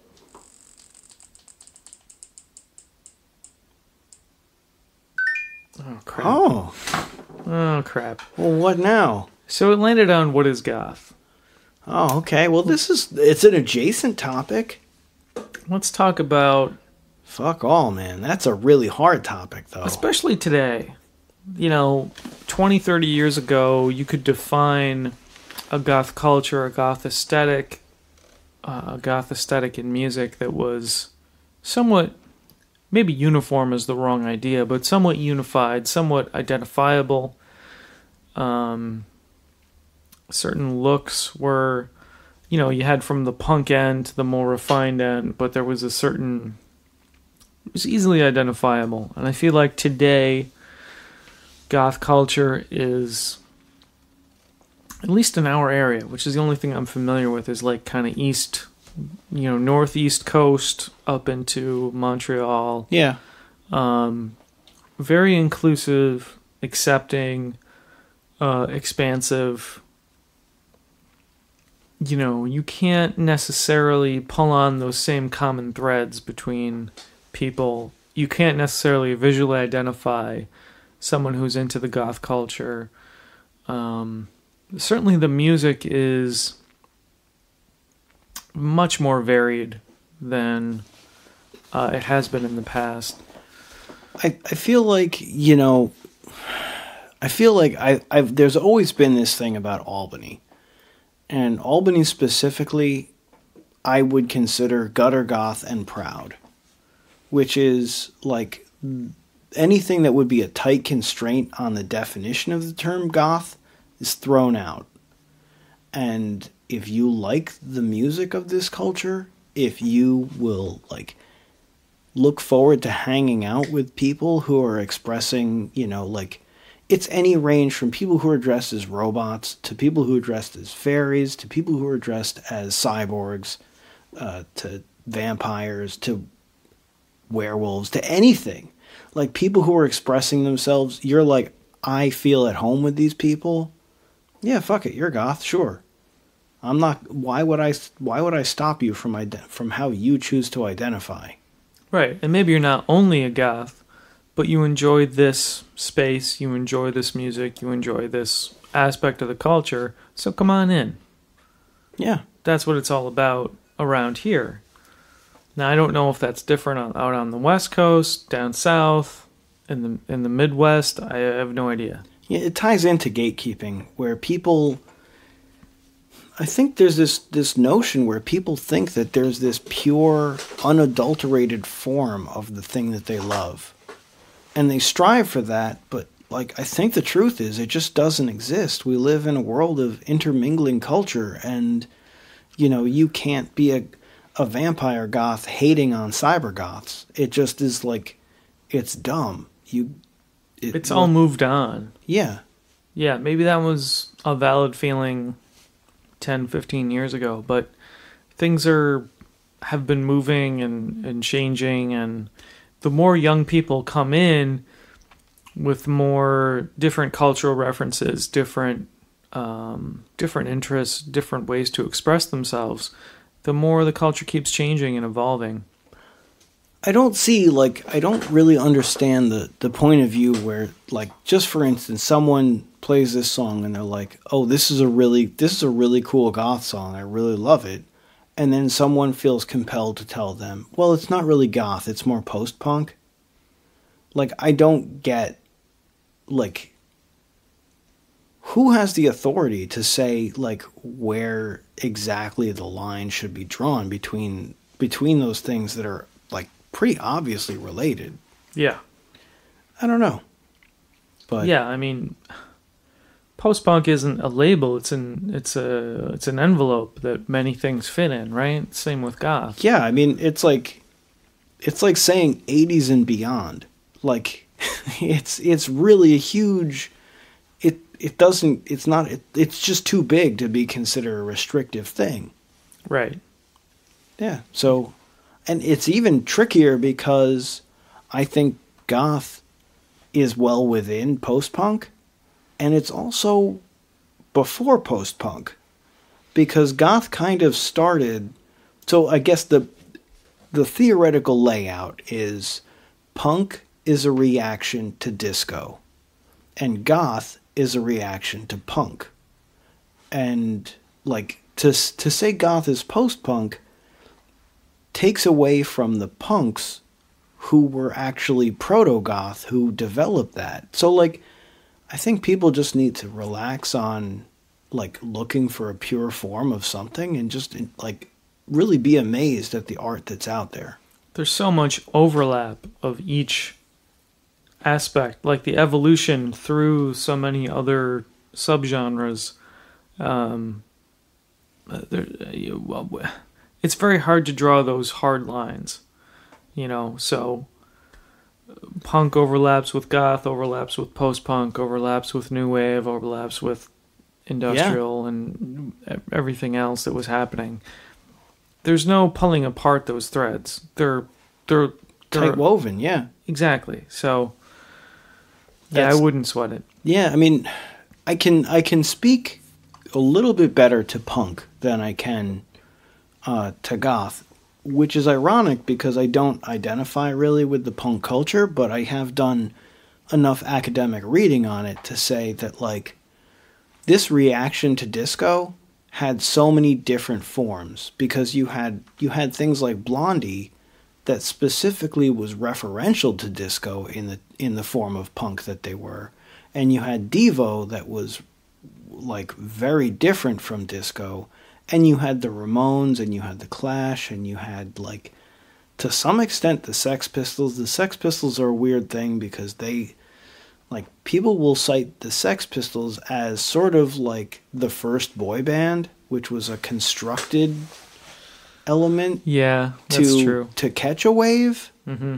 So, like, it's just a real, like, I think that's the thing is, like, if you're going to speak with authority on what is and isn't, be prepared to be challenged on that because it's a nuanced topic. Yeah, you gotta know your shit really well to have a well-formed opinion on any of that. Yeah.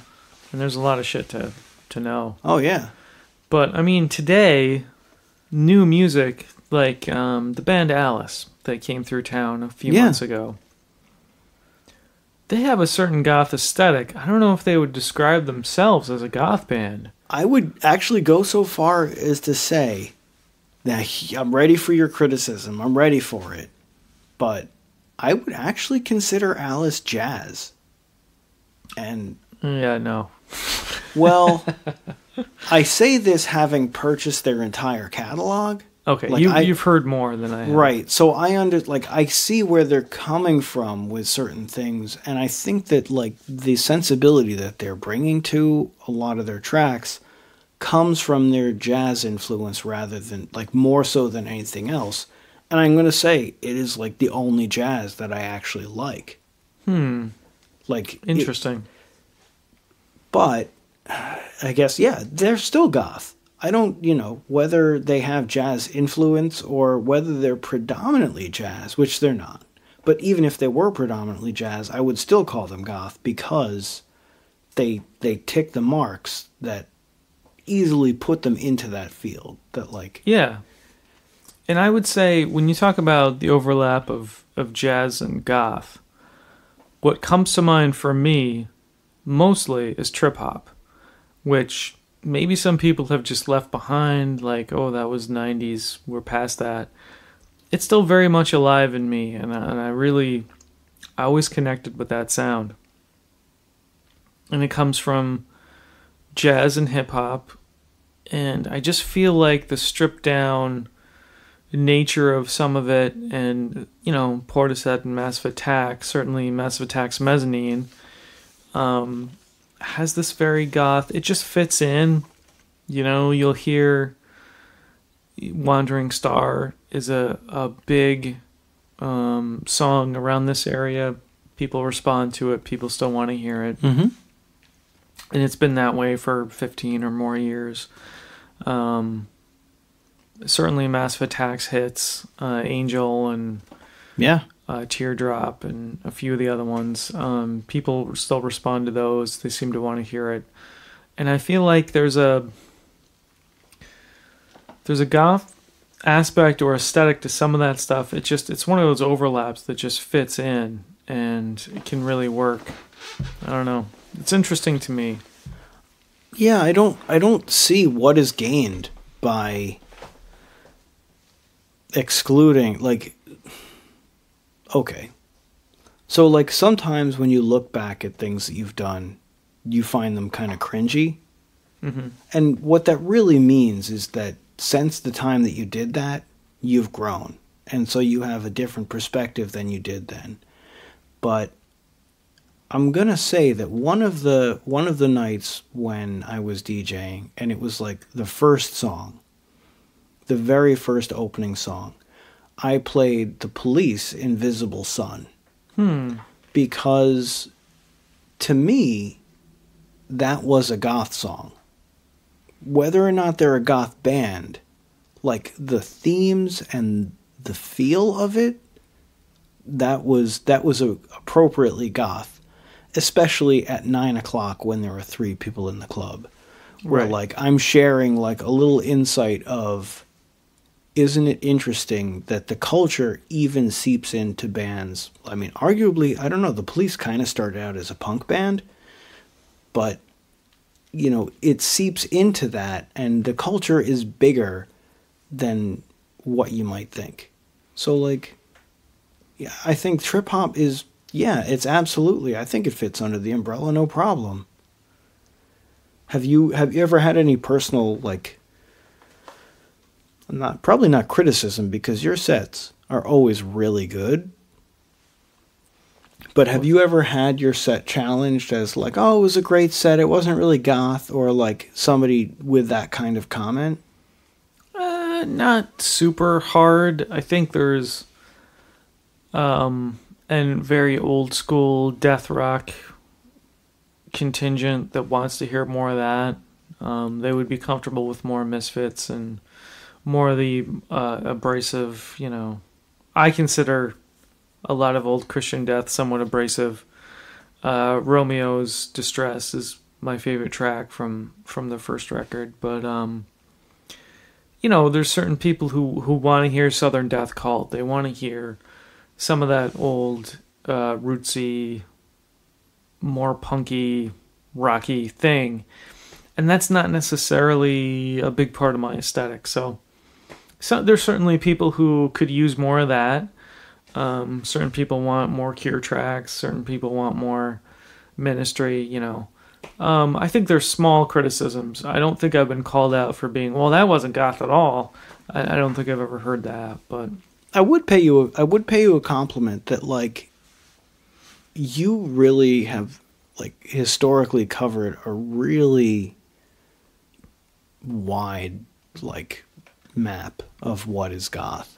Like, in your stuff, you, like, will take the stuff like Christian Death or 69 Eyes, or like that side of the spectrum, and bring it all the way to like Portishead, and like just it doesn't feel constrictive. It feels freeing to feel like all of this shit's good. yeah, I feel like there's a common thread there, even if it's sometimes hard to find, but there's I can see the aesthetics where it connects. So like old Cure to Portishead to, you know, whatever, Switchblade Symphony, throw them in there, you know.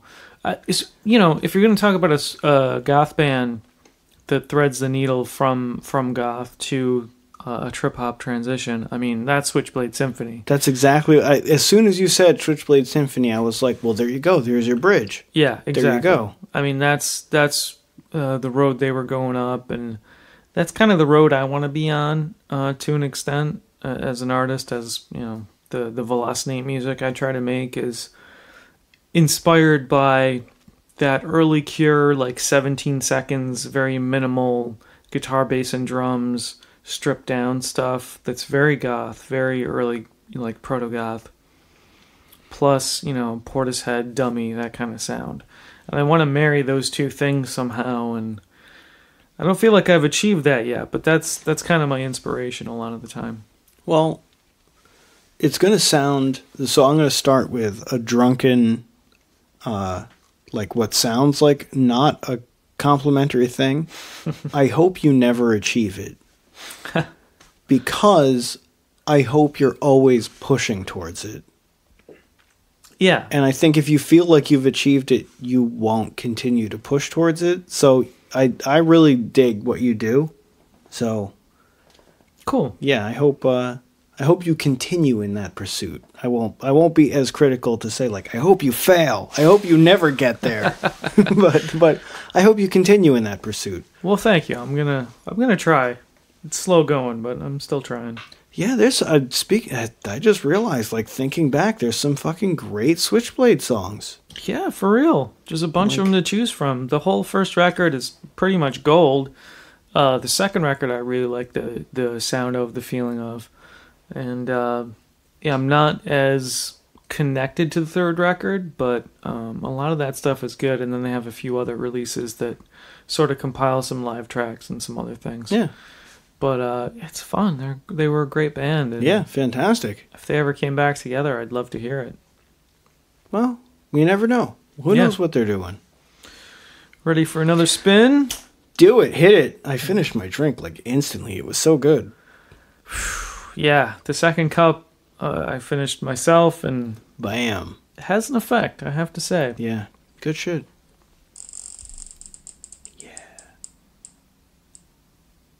Oh, perfect. Nice. So it landed on games. Oh, right. Now, I've had an agenda item on this topic for a while.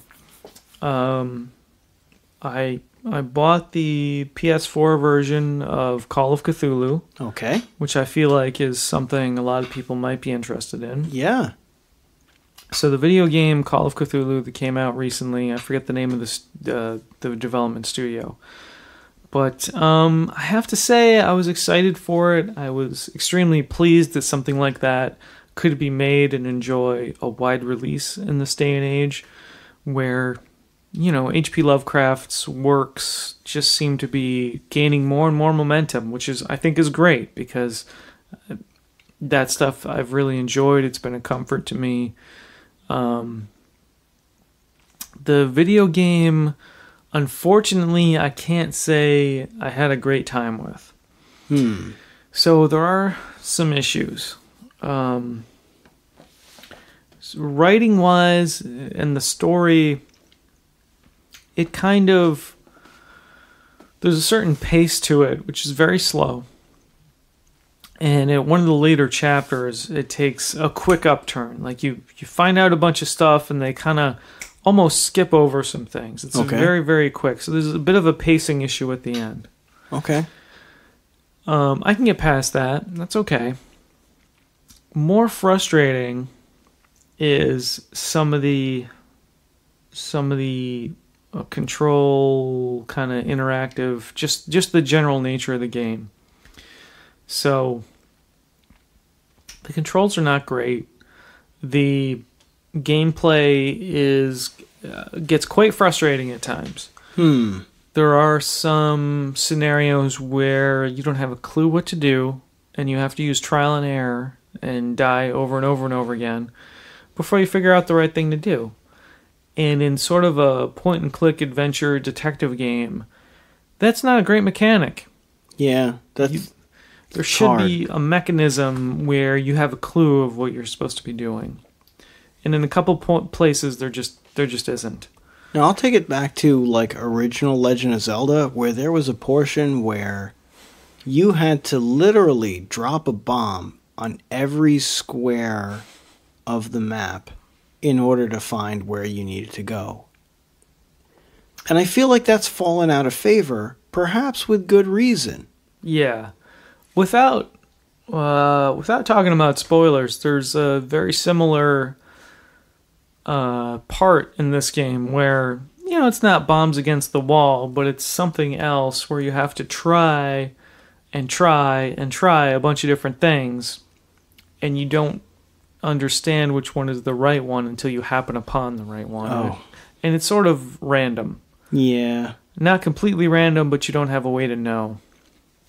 Now, what is the other game that was recent that we had touched on recently? That I don't think you've played it yet, but it looked interesting. Rain something? No. There's a newer game with the same sort of theme called The Sinking City. Sinking City, right. It has the same inspiration. It's not an official Call of Cthulhu licensed product, but it has a similar Lovecraftian inspiration. And, you know, I've read a review of it that wasn't totally favorable, but points out some flaws, but I think it's probably still enjoyable. And I might pursue that someday.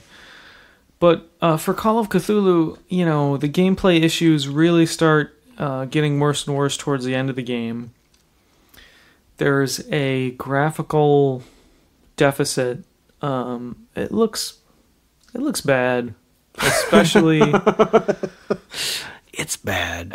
Well, especially it's bad. when you switch back to something like Detroit Become Human. Yeah, which is a gorgeous game with, you know, motion captured performances, performance captured faces, real actors like Lance Henriksen. Lance Henriksen, the dude who was in Highlander.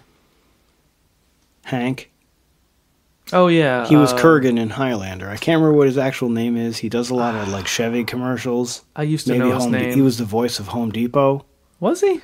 I think so. It was Home Depot or Lowe's. I can't remember because it's not important to me. But I don't watch TV anymore. But anyway, yes, he's in it. You know, people you know, faces you recognize. Yeah. And gorgeously rendered. Yeah. And you switch back to Call of Cthulhu, and it's like, it's super rough.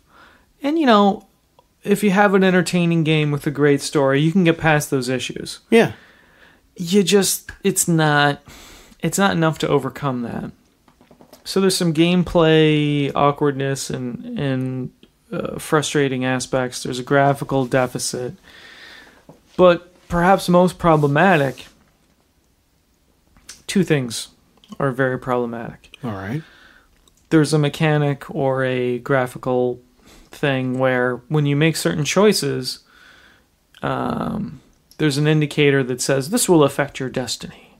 Okay. Like it's meaningful, like it does something. It doesn't seem to do anything. Oh.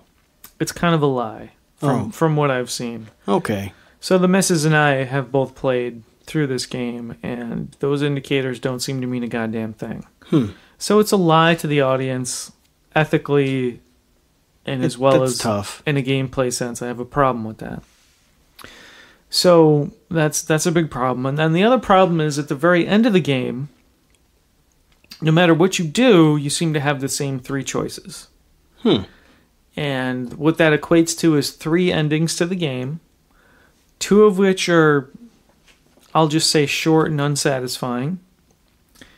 And one of them is the one they obviously want you to pick because it's more fleshed out, there's more to it, there's more to the ending. But still, none of these 3 endings are satisfying, they're not long enough, they're just, doesn't seem to be enough work put into them.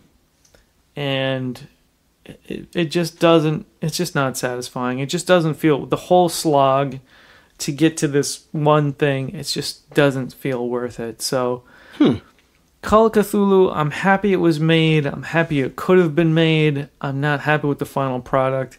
I think the people behind it had a passion for it. They were really trying, but overall, it didn't turn out.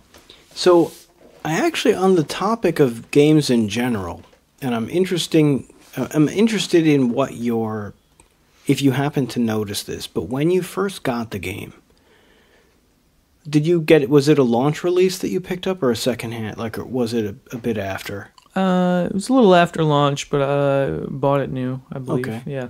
Well, the question I have is, I've been finding that, like, there's a difference between studio pressure and, like, team output in that.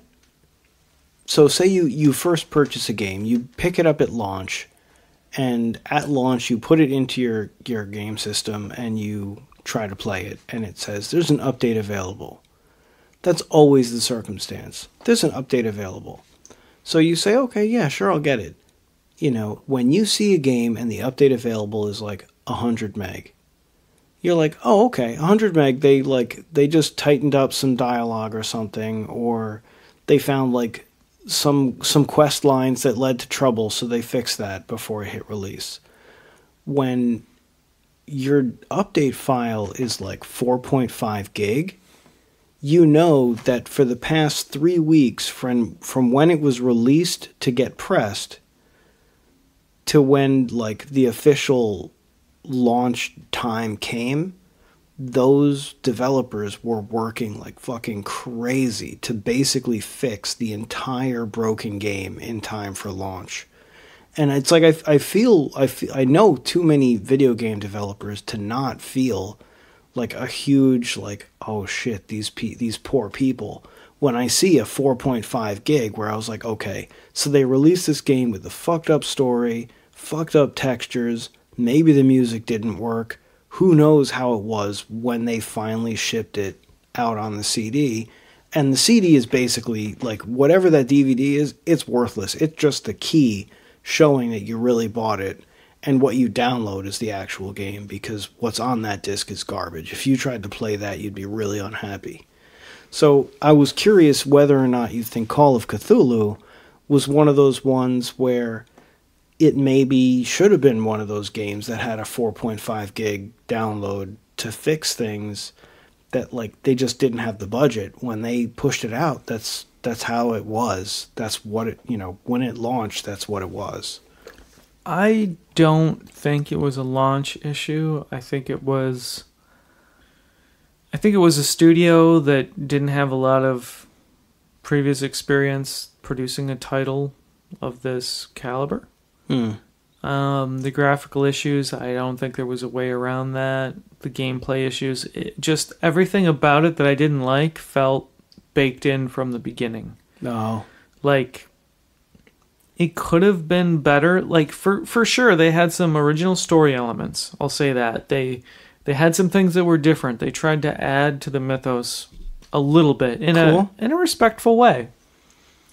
But overall, they just didn't pull it off. It just wasn't quite, and when you're working on something for years, yeah, which is how long video games take, you can lose perspective, right? So they might have thought they delivered something pretty good, and the graphics might have held up if it had come out 3-4 years ago when they started it. Yeah, but yeah, no, I don't think it was fixable. So do you feel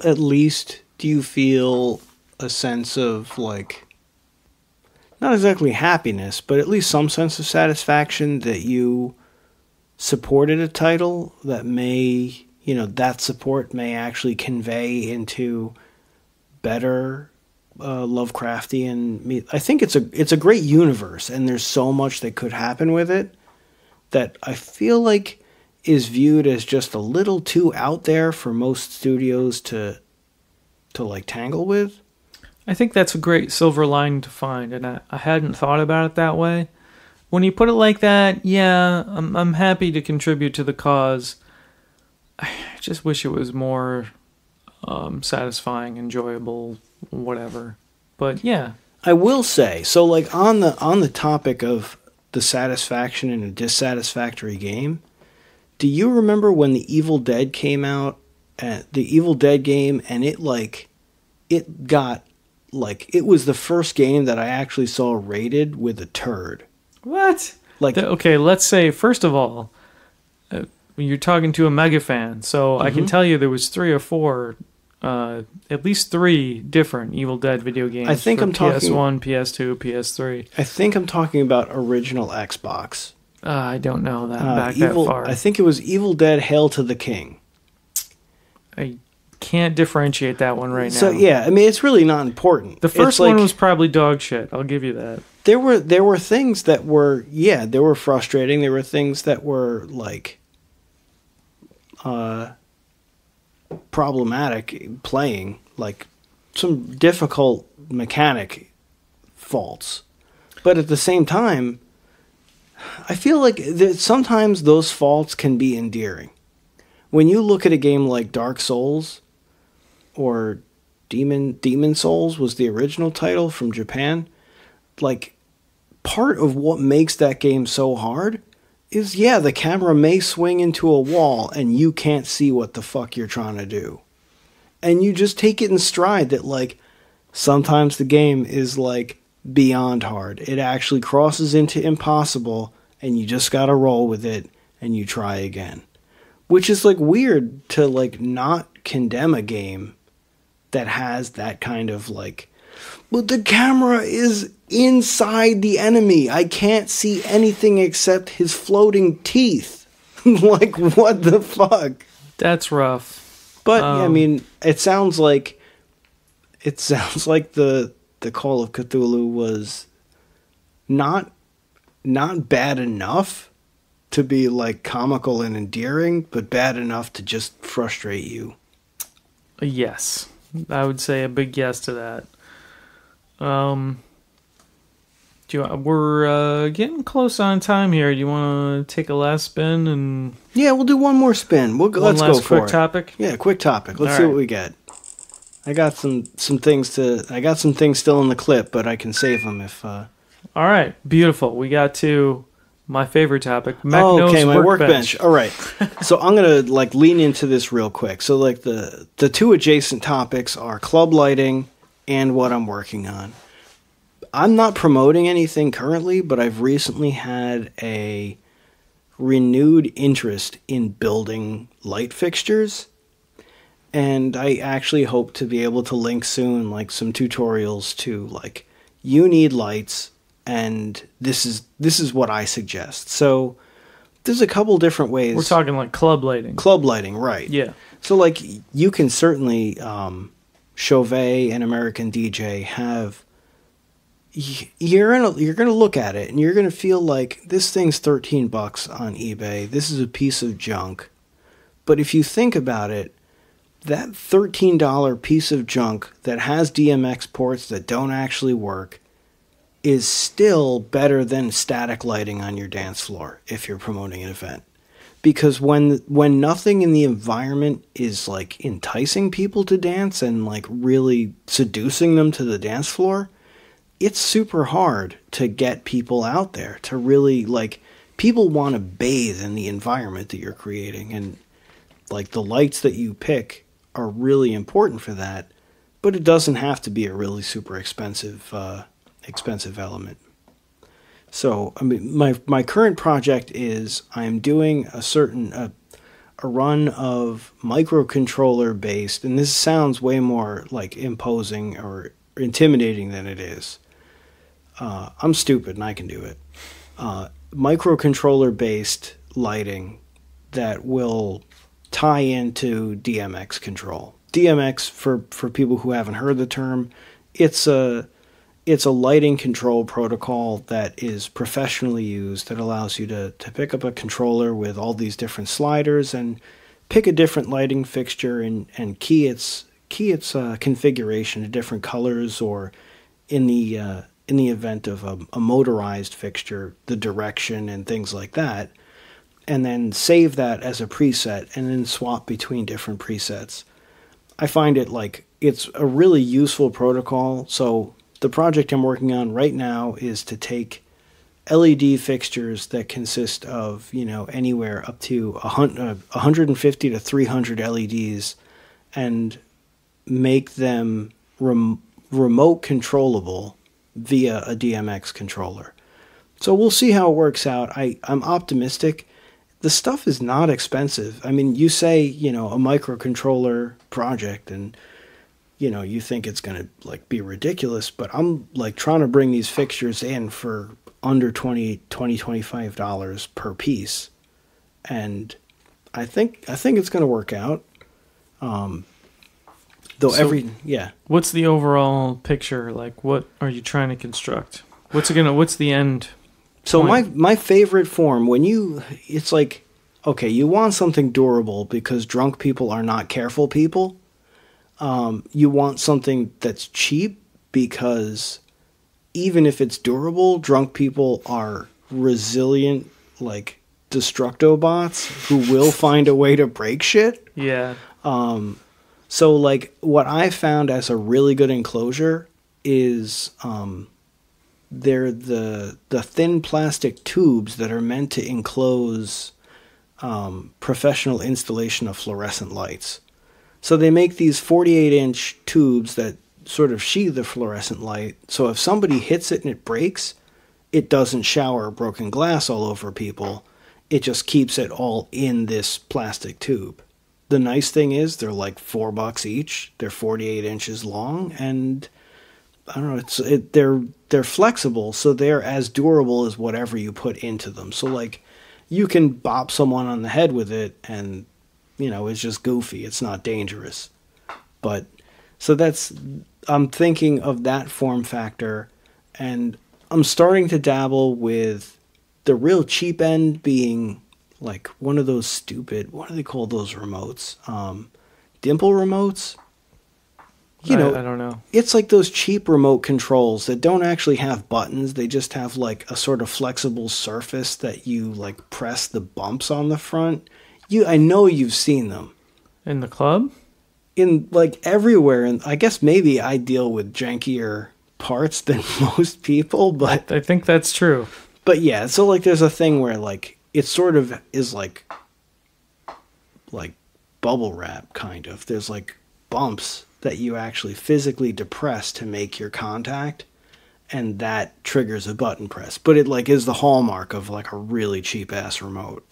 So like I just picked up an RF based remote controlled light controller, and it was like $7. And you don't have to have line of sight, and the nice thing is you can have all of your lights set to be controlled from a single remote. So if you say blue, they all get the signal to turn blue, and all of your lights change. That's a plus and a minus. It's easy to have that for setup, but it's also kind of limits your flexibility. If you want half the lights to be blue and half green, there's not really a way to do that. But yeah, that's where I'm at. I get super excited about that shit. So sorry that like as soon as you mentioned it, I started like really ripping in. But reason. Oh, go on. I'm not sure I still have a picture of what the completed piece is going to be like. Well, you've seen one of the fixtures that I currently bring out to Exhumanity events are this clear tube that has 4 rows of ribbon LED. Yes. And it's sort of an evolution of that. Hopefully one that is completely wireless, that just functions off a battery pack that's attached to the unit. So you just set it out there and program it, and the battery will carry it for the 8 hours. So whatever. The same kind of form factor? Yeah, same 48-inch form factor. Because you can, it's just so versatile. You can have them vertical, you can have them horizontal. You don't have to be particularly careful with them, and they will last a long time. Like, way longer than you'd think a $20 light fixture should last. Yeah, so the cool. LEDs don't burn out for forever. Yeah, I've used some of them long enough that they start to develop problems. I have some that Take some effort. The red is always kind of on, so as long as the color you want has red in it, you'll be fine. But other than that, use a different bar. But it's really exciting to dig in. I mean, on the high end of the projects I'm working on, I'm using these. This is going to be nerdy for a second. I'm using these 2812 LEDs, and those are individually addressable. So I can do things like a light sweep that goes back and forth along the bar, things like that. That's the more ambitious end of the project, but. So the Knight Rider front end. Yeah, I could totally have Knight Rider, absolutely, all day. Or, if I wanted to get really crazy, just put like a small microphone in it, so you set it and the pattern will like do the VU meter in time with the music. That's cool. Yeah, it's not bad. It's cool. It's better than just static lights. Yes. Which, when you're first starting out, even if you get like a Spencer's, spoiler, don't go to Spencer's for your lights. Not because the lights are garbage, but because the same light that you would pay $30 for at Spencer's is like, you get closer to what your money is worth for the $15 to $20 one. Like, you buy it on eBay and it costs just a ton less. So that light is, it's a little like cheap, but it will bring your dance floor alive, and that's a real crucial element. Cool. All right. So yeah. You want to wrap it up? I'd like to thank everyone for coming and for drinking with us, and I hope your summer has gone really well. Peach trees. Peach trees, that's right, and that means you drink. Yes, it does. Well, the cups are empty. We've had a good time. And yeah, that's it for now. We'll come back at you soon. Cheers, peace out. Peace.